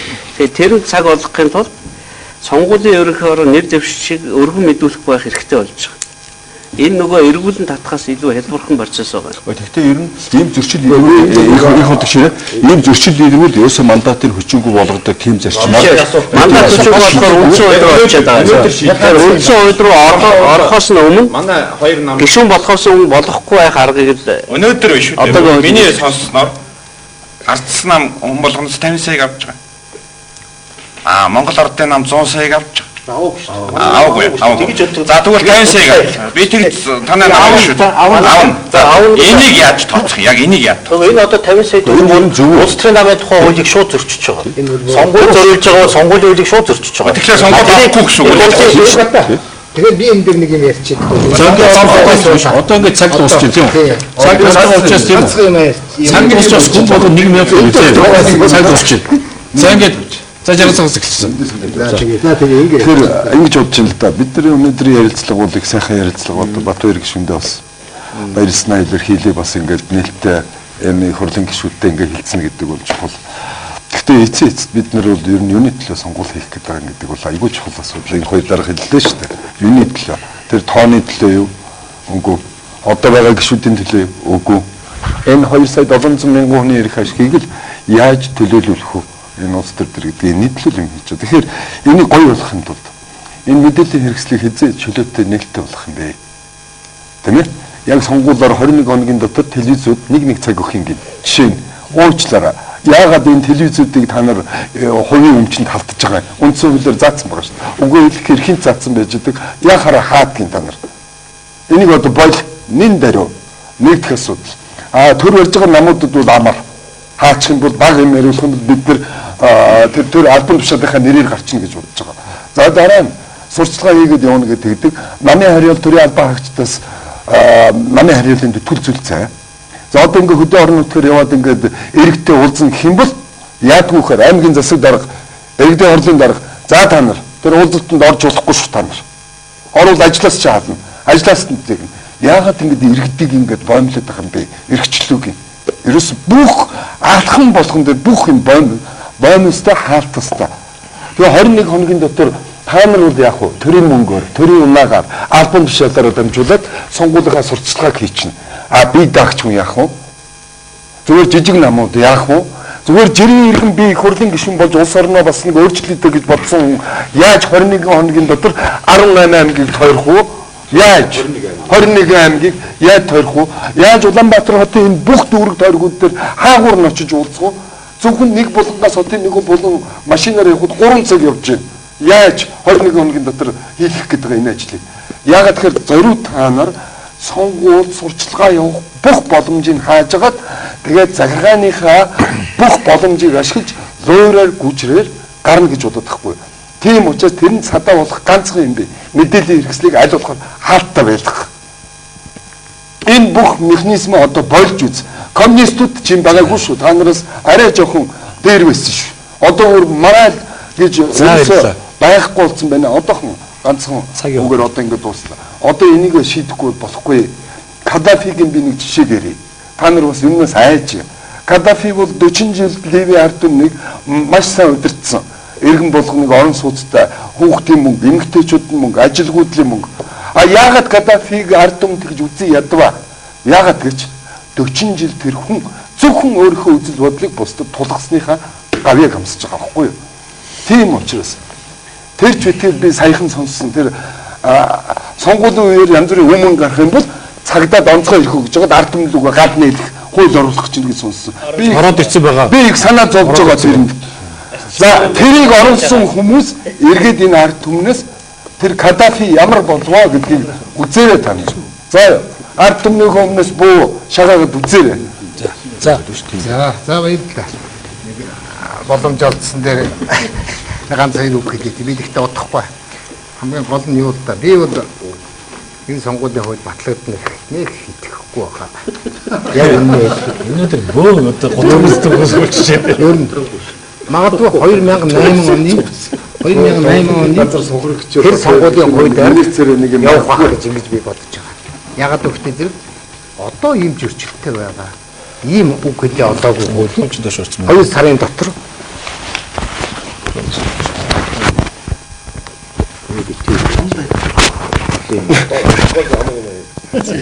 Одоо дараагийн шилжиж. За яагаас бэрчээсэн. Тэгээд одоо ийм байгаа сонгуулийн хуулийг бол би батлагдана гэдгийг итгэхгүй байна. Тийм учраас би ерөөсөө 2008 онд ямар сонгуулийн хууль байсан яг тэр хуулиар л одоо явах нь зүйтэй л гэж ингэж үзэж байгаа. Би тийм яг энэ сонгуулийн хууль одоо нэг сонгуул энэ одоо 12 оны сонгуулийг өнгөрөх нэг ийм л хууль болоо. Сонгуулийн дараа маагаа гар дээр гарна гэдэг. Гар дээр гарна. Хоёрдугаарт ерөөсөө энэ сонгуулийн хуулийг өөрчилж сайжруулах нь дараагийн 12 онд сонгогч парламент бүр энийг үндсэн хуультай тэр намуудын тухай хууль одоо саяны яриад байгаа тэр санхүүжилт энэ намуудын тухай хуулийг өөрчлөхгүйгээр энэ сонгуулийн хуулийг яригдахгүй юм байна. Би зүгээр энэ 3 жил энэ улсын хурлд суух нэг тийм юм олж харсан. 3 дугаарт за ямар ч хууль гардаг байсан. Монголын сонгогчд бол энэ одоо бол нам биш хүн харж сонгох нь тодорхой юм байна. За тэгэхээр сонгуулийн хуулийг ярихын тулд бол бас эргэж одоо энэ сонгуулийн хууль маань яагаад болохгүй нэг дээр их тодорхой жишээ татъя л да. 2008 оны сонгуул угаасаа мордгийн хазгаа хичээл буруу одоо засвартай ойлгомжгүй хуулиар яваад тэгээд одоо намын гишүүд маань зөрчилдөөд эсвэл хоорондоо хувилдаа тэгээд яг ард түмний санал их хурлын гишүүдийн суудлын дээр тусгал олж чадаагүй. Тэгээд тийм лойрын сонгуул болсон учраас хууль бус засгийн газар төрсөн. Хууль бус засгийн газар төрсөн учраас улс оронд ашиггүй шийдвэрүүд гарсан. Оюутлахын гэрээгээс ахуулаад. Тэгэхээр сонгуульч нь өөрөө зүгээр нэг хүн сонгох асуудал биш байхгүй юу? Дараа нь хийх асуудлууд бас давхар явж шээ. Тийм учраас бид ямар улс орныг хүсэж байгаа юм бэ гэдгээл эхлээд хүн болгон толгоондоо, нам болгон толгоондоо бодож ижил энэ сонгуулийн хуулинд хандах хэрэгтэй. Одоогийн энэ сонгуулийн хууль дээр ажиллаж байгаа байдлыг харахад дарга нар яг одоо хаалтанд хашлтанд хийчих. Эсвэл улсын хурлын гишүүд өөрсдөө ард түмэнд тулгадаг сонгуулийн хууль хийх гэдэг байгаа байхгүй юу? Уг нь ард түмэн өөрийнхөө төлөөний хүнийг сонгодог сонгуулийн хууль байх ёстой юм. Дахин хэлье. Жирэмслэлт аль хэдийн явагдсан. Өр хөврөл нь үсээ бий болцсон. Давхар жирэмслэлт явагдсан. 2012 оны сонгуулийн дизайн зарим хүмүүсийн толгоонд хийгдсэн. Манайгийн удирдлагын толгоонд хийгдсэн. Бүх гишүүдийн биш. Манайгийн удирдлагын хийгдсэн. Биднийг энэ суулгаж ярьж байгаа зөв. Тэгвэл бидний энэ суулж байгааг магадгүй зарим хүмүүс хараас инээж байгаа. Аль хэдийн асуудал шийдэгдсэн баад энэ хэдэн тэнийг юм энд юм яриа сууж байна гэж. 38-38-аас суудлаа хуваарлцсан шүү дээ. Хаа 20 тийм учраас 38 дуулууртай хүмүүсээ сонгоно. Дуулуургүй хүмүүсээ нэрдэвшүүлэхгүй эсвэл унгаана. Ямар чадахгүй сураагүй ш. Бүх хил амтаа намууд бол ганц хоёрыг оруулсан бол жүжиг тоглоно. Нэг юм нөгөө гэрийн тэжээвэр нэг амттай адилхан нэг их хурлын гишүүдийг бий болгоно. Тэгээд явна гэсэн юм дээ. Энийг л задлах хэрэгтэй. Энийг л задлж чадчихвэл энэ их хурлын одоо гишүүд энийг задлж энэ ард түмнийхөө өмнө одоо намайг сонгохгүй ч байсан гомдохгүй гэсэн маягаар очиж чадах тийм зориг байгаа бол бүгдээ хуулиа тийм маягаар хийя. Тэний төлөө бид бол яаж хамтран ажиллах бэлэн байна. Эсвээс бид бол одоо тэр оюутлахын гэрээгийн эсрэг байгаа энэ одоо гишүүдийн хувь заяа за тэрний дараа нь байгаа тэр энэ улсын хурлын дээр шударга зөв зүйтэй юм ярьж байгаа хүмүүсийн хувь заяа сүүлд нь ер нь Монгол улсад шударга юм ярьж байгаа хүмүүсийн хувь заяа бол туйлын бүрхэг тэгээд одоо бусад газруудад бий болцсон дизайны дагуу өөрийгөө тулгадаг тийм улс төрийн хүчин манан гэсэн нэртэйгээр айгүй өөр шин нэртэйгээр гарч ирээд ийм одоо сонгуул болох гэж байна. Энийг бас одоо бүгдээрээ бодох хэрэгтэй, энэс сэрэмжлэх хэрэгтэй. Би зүгээр зарим нэг юм дээр санал нийлдэг. Тэр намын нэрээр санал хураалгал гэдэг тийм. Үгүй тэгэд тэр намын нэрний одоо өөрөө ямар ч шансгүй болцсон. Хизээ тэр хүнийг эргэж сонгохгүй тийм хэдэн нэг борхинууд нуугдж байгаа шүү дээ. Тэгээд нэг тэтгэвч гартлаа новширтлын төрийн хөдөн сундаа гэдэг тийм санаатай. Ингээ санал өгөөд саналын дүнгээр хэн санал өгөөгүй хүмүүс өстө энэ өстө болдоо гэсэн улсууд гараад ирвэл яах вэ? Иргэд болсон шүү дээ. Миний санал өгөөгүй миний үзэн яддаг мөн лоовчин яахаараа төрийн түвшээ гэд ингээ гарч ирэх ёстой юм байна гэж. Наа чинь бол би бол маргаан үүснэ л гэж бодож байгаа. Тэнд бол цэвэр сайхан улсууд гарч ирнэ гэж би бодохгүй байгаа. Ёстой нөгөө машиндаа гэсэн улсууд бол гарч ирнэ гэж би бодож байгаа. За тэгээд наадах нь бол одоо чи жинхэнэ гişүн би чи хуурамч гişүн гэдэг юм гарч ирнэ. Би сонгогч за чи явах. Намайг бол бондор гарчсан чи юм гэдэг юм гарч ирнэ. За энэ сонгуулийн сурталчилгаан дээр шүү. Энэ ерөөсө телевизүүдийн төрийн жаргал сайхан гişүний хэлдгээр бол бас нэг тийм биш дээ. Одоо телевизүүдийн энэ сонгуулийн үеийг сурталчилгаа бүх ажлыг сонгуулийн ерөнхий хороо харилцаа холбооны зохицуулах хороо жуумар гэж хянана гэж байгаа хгүй хуулийн дотор орсон. Юу вэ? Энэ хувийн эвслийн юм дотор чи талах зарж болно. Болохгүй ийм зарвалтыг нь одоо тэгээ торгуулн 5-аас 10 сая төгрөгөөр торгон нэдэргээд амар юм орчод байгаа. Ингэж болж байгаа юм гэж. Хүмүүс мэдээд авах хэрэгтэй. Миний үгийг наадвал ч сонсдог ажлынхаа хэсэгч оруулдаг байхгүй юу? Яг л тийм байгаа байхгүй юу? Нэг тийм юм гарч байна. Хэтэрхийн хувийн хвшлийн дотоод хэрэгт төр оролцсон юм орж иж шээ. Иргэд мэдээлэл авах, мэдээлэл өгөх гэдэг энэ хэвлэлийн эрхчлийг шууд зөрчиж бооморцсон юм ороод зөрчиж байгаа. Дээр нь одоо нэг гол асуудал босго 7%. 7% өндөр босго тавьчихж байгаа. Шинэ намуудууд бол маа гонжин жоо хийж өгсөн. За би даач гэдэг бол надаар ингээд зүйшд усж байгаа. 80 мянган хүний санд аваад энэ гарч ирэх юм гиндэ тийм ээ. Ийм хорлонтой юмнуудыг бол энэ найз нар чи хийчихэд явж байгаа байхгүй. Наа тажигдсан явж байгаа юм. Үгүй сүхэ биш сүхэ чарны ардчсан үзэлтэй. Энэний цаанаага жинхэнэ эзэд нэг байгаа байхгүй. Тэгэхээр энэ метас гэсэлээд одоо их бөөснүүд энэ сонгол хууль бий. Тэгэхээр яг үед яригдчихээн л да одоо телевиз үзэж байгаа хүмүүст би бас харах хэрэгтэй болов гэж бодож. Үнэхээр улсын хурлын судалтаа намуудын төлөөлөлч энд байж байна. Улсын хурлын судалгаа намуудын төлөөлж байж байна. Тэг харагдаж байгаа шүү дээ тийм ээ. Сонгуулийн үйл яагаад гарахгүй байгаа юм бэ? Сонгуулийн тогтолцооны шинжилэл энэ 20 жилд хийгдэж чадахгүй байгаа байхгүй юу? Чадахгүй байгаа. Тэг би өөрөө энэ яг ажлыг хариуцж байгаа өнөөдөр бол яг үнэхээр махаа идэж байгаа. Тэг энэ шинжилгээг сая хослон систем рүү оруулах гэж бид бүтэн жил нэрвэ зарсан. Одоо тооны харьцааны хувьд хуваахад бидэнд нэлээд зарж. Сая удаа алтаг шүү хэлж шүү дээ. Ер нь бол ингээ намын нэрээр одоо сонгогдсон пропорционал системээр явах юм бол энэ намын нэрээр ч хүмүүс орж ирнэ гэдэг одоо их хот гишүүний ярдгаас эсрэгээр хэлж байгаа. Их хот гишүүн бол пропорционал дамгаах хэрэгтэй гэж. Энд бол Батбаяр гишүүн бол хэлж байгаа. Хуучнараа л явна даа гэж. За энд бол ингээ тодорхойгүй чинь за энд энэхээр дарга бол 76 гишүүнтэй байх л үнд сүүл үзүүлсэн байгаа шүү гэж. За энд бид хэд бол хослмол гэдэг. Тэгэхээр энэ байр суурийн нийгэм их хурл дотор байх нийгмийн олон талт байр суурийг чинь зөрүүг ойртуулахад бол үнэхээр амаргүй байна. Тэгээ явж одоо сүүлийн үед одоо ямар байдлаар түлхэж оруулж ийнэ вөхөр явж энэ хууль өөдтэй гарахгүй те. Уучнараа л явцгаая. Ямар сураагүй юм шиг. Тэгэхээр энэ бол ажлын арга барил мөн үгүй. Би зүгээр энэ дээр бол үнэхээр юм бодосоо үнэхээр цээжээ дэлгэхтэй болохоор шудраг усны тухай ярьдаг, амлалтыг буруу гэж ярьдаг. Хамгийн их амлалтдаг хүмүүс хамгийн шудраг ус мэж байгаа улсууд телевизээр уултаж ярьж. Тэгэхээр энэ цаасны чарт суугаад энийг чинь зөвшөлтсүүлээд ойлголцуулахад бол амаргүй шүү дээ. Тэгээд цавчаад ингээд шудраг болчих. Тэгээд ийм амарх юм хийж чадахгүй гэдэг. Тэгээд үнэхээр энэ бол бид нар энэ 3 жилдээ манай парламент дийлээгүүдээ биш. Энэ 5 удаагийн парламент энийг хийж чадахгүй байгаа. Харин бид тэр өмнөх 4 парламентаас илүү нэг том алхуулчаад дараагийн шатны юм яриад байгаа байхгүй. Тийм учраас анх удаа бидний ярьж байгаа ярианууд тоороо ороод нарийн ширээ яриад зарим нь хэлж шít. Иргэд маань энийг ойлгохгүй скватер чи их энгийнээр ярьж байгаа. Үгүй чи нарийн юм руу орж байгаа юм чи нарийн ярьж шít. Тэгэхээр би эцэст нь хэлэх гэж байгаа нь бол энэ сонгуулийн зөрчилтэй байдлыг шүүмжилж ярих нэг хэрэгээ. Шийдэх талаас нь яаж алах юм бэ юм? Яаж ойлголцох юм? Яаж гаргалгааг нь гаргах юм? Энийг шийдэл дээ. Парламентын бус намд бид нар дорн бичиж амьдрал харахгүй байна. Амьдрал хэцүүд нь амьдрал одоо муудлаа гэж яриад байгаа юм бол энэ чинь өөр асуудал биш шүү дээ. Монгол бас хөгжих гэж байна. Монгол урагшлах гэж байна. Бид явах хэрэгтэй шүү дээ. Тэгээ би сонгуулийн үеийг бид нар төгсчлээ. Сонгуулийн үеийг санд болоо хийгээд өгчээ. Бид хийчихээ. Тийм хэцүү байгаа юм бол. Тэ зөвшөлтөд ойлголцлоо. Энэ өргөн зөвшөлт. Тэгээд албан гишүүн өргөн барьчих. Болно шүү дээ. За замэр ингэ зовлонтой үйлчлүүлж өнөөдөр шүү дээ. Нээлттэй л байна шүү дээ. Тэгээд төглөө. За 2012 оны 7 сарын 1-нд 2008 оны 7 сарын 1-нд давтагдж болохгүй. Давтагдахгүй тул юу гэхээр төлөөлөл сонгогчдын өгсөн санал яг тэр чигээр л парламент тусах ёстой.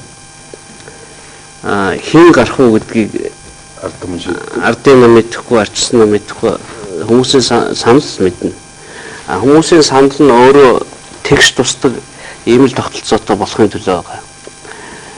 Одоо 48-28-аар явах юм бол алтай гишүүн болгоомжлоод байгаа тэр 28 бол хэзээ ч гишүүн болохгүй их хот гишүүн хэлдэг ш. Тэгэхээр нөгөө намын нэрний ард нуугддаг хүн бол байхгүй гэсэн үг. Тэр 28 бол 16 оны сонгуульд бэлтгэж байгаа намын залуу боловсрол болохоос биш нөгөө өөрөө ч яриад байгаа хөгшин хүмүүс бол тэнд орох боломжгүй болчихж байгаа. Яг тэгвэл гишүүн болохгүй учраас.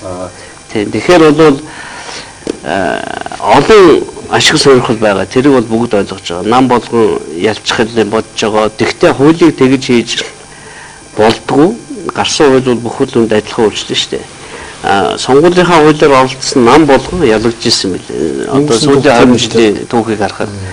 Тэгэхээр аль нэг нам нь өөртөө давуу байдал олоод энтер гэдэг бол бас харьцангуй асуудал. Хоёулаа ялагдах юм байна да. Ердөө явж сонгуулийн гол зүйл бол сонгуулаа өгсөн сонгогчид маргааш нь харамсахгүй байхаар ийм төлөлтэй болох. Энэ бол гişүнэ. Таны наадахад би ганцхан юм хүсгэсэн. Таны наад санаачлаад байгаа хуулийн дээр чинь нэг юм тусгаж болох уу? Хоороноос юу хасчихъя? Ирэх гэдэг юм наас жагагийн яриад байгаа үүргийн үлдээч юм бараг хийгдсэн гэж хэлж байна. Яг л ажлын хэсэг дээр би бол юм хэсгийн ороо гэдэг нэр томьёог санал авах байр шиг болгоод тэнд ямар нэгэн шийдвэр гаргах гэж байна. Сонгуулийн ерөнхий ороонд биш. Тийм. Санкутаас үссэн. Ер нь бол хамгийн олон татан хэсгийн ороо ороод 4 жил боллоо. Сонгуулийн ажлын хэсэгт ажиллаж байна. Нэг л юм хэлэх гэсэн. Бид нар жижиг их ашиг арал хоорондоо талцаад байгаа байхгүй. Бид нар том их ашиг ерөөс олж чадахгүй нийлээд. Хэрвээ Монгол улс үнэхээр одоо өсрөнгөө хөгжлийн ирмэг дээр ирчихсэн байгаа юм бол эдийн засаг, бизнес, зах зээл манайхыг хойш нь татж байгаа хамгийн гол юм бол улс төрийн засаглал. Тэгэхээр би бол ингэж боддог байхгүй. Сингапур шиг 20 дугаар зууны ихэнх Турк шиг тийм лидерүүд бол маш том реформод хийсэн. Үнэхээр одоо идеалны шийдийг үл яг боломжгүй ихтэй бид хүмүүс санаа өгье. Энэ 76 гишүүн дахиж их хуралд сууха болиод тавар суух. Би өөрөө тэгвэл би зөвшөөрнө. Сууха болиод үндсэн хуулийг өөрчлөөд, намуудын хуулийг өөрчлөөд, намуудыг татан буулгаад дахиж шинээр байгуулад ийм маш том социалны одоо 90 оны хувьсгал шиг 90 оны Монгол улсын 90 оны үндсэн хуулийг баталж исэн хүмүүс шиг ингэж томоор хийвэл үнэхээр Монгол өсрөнгөө хөгжинэ. Яг ингээл зүгээр л намаараа талцаал байвал миний бодлоор бол бид нар яг ингэж амьдрын тэтгэвртэй гарна. Ингэ байдгаар л байна. Тэгэхээр ер нь тэгэхээр миний санал ер нь бодол бол цөмөр бид нар мэдж байгаа. Өнөөдөр намуудын нэр хүн дунж байна. Бүх үндсэн хуулийн асуудал босч ирж байна. Эдийн засгийнхаа хөгжлөөс улс төр нь хоцорж байна. Тэгэхээр одоо бол зөв идеалны юм ярьж штэ та нар зөв ойлгоорой. Үнэхээр үндсэн хуулиа өөрчлөөд сонгуулийн өөрчлөлт ороод намуудаа татан буулгаж 6 сарын тайм аут өгөөд тэгээд үнэхээр өөрчлөл Монгол улс өсрөнгөө хөгжинэ. Яг л өнөөдөр Монголыг бадцж байгаа юм чинь яг энэ болчиход шүү дээ. Бусад газар нутаг байна, ардчил байна, баялаг байна, эрх чөлөө байна. Манайд ганцхан дутж байгаа юм бол одоо энэ жижиг их ашигын бие биенийхээ мэрсэн, бие биенийхээ доор нөх ухсан энэ юм чинь л далаад байгаа. Бид нар эндээс гарч чадахгүй юу гэдгийг асуулт байна. Яг зөв. Одоо энэ бүгдөө сандуудаа хэллээ. Бид өнөөдөр хөтлөгч хийсэн учраас үндсэнтэй орж сандуудаа хэлж амжсангүй. Өнөөдөр манай бүрэлдэхүүн бас нэлээд олоолаа байлаа бас 9 хүнтэй байна. Тэгээд эндээс харж чадсан юм болж байгаа. Одоо сонгуулийн хугацаа тулцсан. Тэгээд хөссөн өсөөг энэ хөл гаш таарна. Ер нь хуучин төгүүдийг харж байхдаа сонгуулийн хууль яг л 12 сарын 20 хэдэнд л гардгийг. Энэ хуульчсан 12 сарын 24 20-нд гарах луу да. Тэгэхдээ энэ дээр сайн хэсцүүлээ бид батгаж авч чадах ёстой. Тийм үст. Тэр тогтцооны хувьд тохирч чадах юм бол нэгсэн санал төрчих юм бодох юм явна. Нэгсэн санал төрч чадахгүй бол энэ хуульчдаар үлдэнэ. Юу вэ тэр үнэ. Гэхдээ бид нар алхам гэсэн уршийн явах төлөө байх ёстой гэж. Эцсийн үндэ ард түмэн бидээс юу хүсэж байгаа? Бидний санал сонгуулийн үр дүнд шууд шударгаар хүрдэг байх тэр лимиг хийж өгч хүсэж байгаа. Тэрийг л бүгд хичээмах ёстой. Тэрээс 2012 оны сонгуулийн дараа түрүүний кодекс шинэ хэлдэгтэй адилхан дахиад 7 сарын битгий гаргаж ирсэг хүсэж байгаа. Тийж явах хэрэгтэй. Гэтэл харамсалтай засгийн газар сая юу орж ирсэн гэж энэ сонгуулийн бодлоо талах баха. Тийм учраас хүч хэрэглэх ёстой. Жагсаа суглааныг одоо ердийн аргаар дийлэхгүй байна. Цагдаатай хүн буудаг их хөвгөөс хуулиас орж ирсэн. Ихтэй буу ураах үед орж ирсэн. Энэ бол хамгийн эмзэг асуудал. Процесс доотлоо явж байгаа байхгүй. Буу урaan жагсаал руу буудна. Дараа нь саналыг машинаас олохгүй гэж. Тэгэхээр эндээс юу харагдж байгаа гэх юм бол өнөөдрийн манай ирэх орж байгаа засгийн газар байна. ийм санал оруулж ирж хамгийн эмзэглэж байгаа. Тэгэхээр би одоо хүмүүс санаж юу хэлэх гэж байгаа гэвэл энэ сонгуулийн хувьд төрнөө. Төд өрнө. Гэхдээ энэ сонгуулийн хувьд хуудтай байх юм бол бүгд нийт төр бэлэн байж байгаа шүү дээ. Тэндээ саналаа өгцөөгөөрэй. Юуг нь яаж өөрчлөх вэ? Сая ингээд парламентын бас намайг ярьж ийм л бид саналаа өгмөр 5-ын санал өгч мөнхийн нээлттэй байгаа шүү дээ. Тэнд асуудал байхгүй тийм биз дээ. Гэтэл өнөөдрийн байдлаар бэлэн манай намын одоо сонгуулийн мөр биш манай намын сонгуулийн хууль руу өгсөн нам алга. Тийм учраас юу ч бүгдөө эцсийн үр дүндээ 2008 оны алдааг дахин давтахгүй гэж монголчууд эвч чазгаа буг орногчор хоорондоо эвлэлд нэгдэх тийм хөл төрөлхийн төлөө ажиллацгаая. Тэгээ сонгуул бай тийм үр дүнтэй болохоос гэж ерөөгөөж өнөөдрийнхаа нүтгэл өндөрлөё. За бүгдээрээ шүү дээ. Хамтран ажиллая. Тэгтээ үнэхээр манангийн удирдлагын толгойд байгаа дизайныг харин бид нар сонгуулийн хувьд гаргах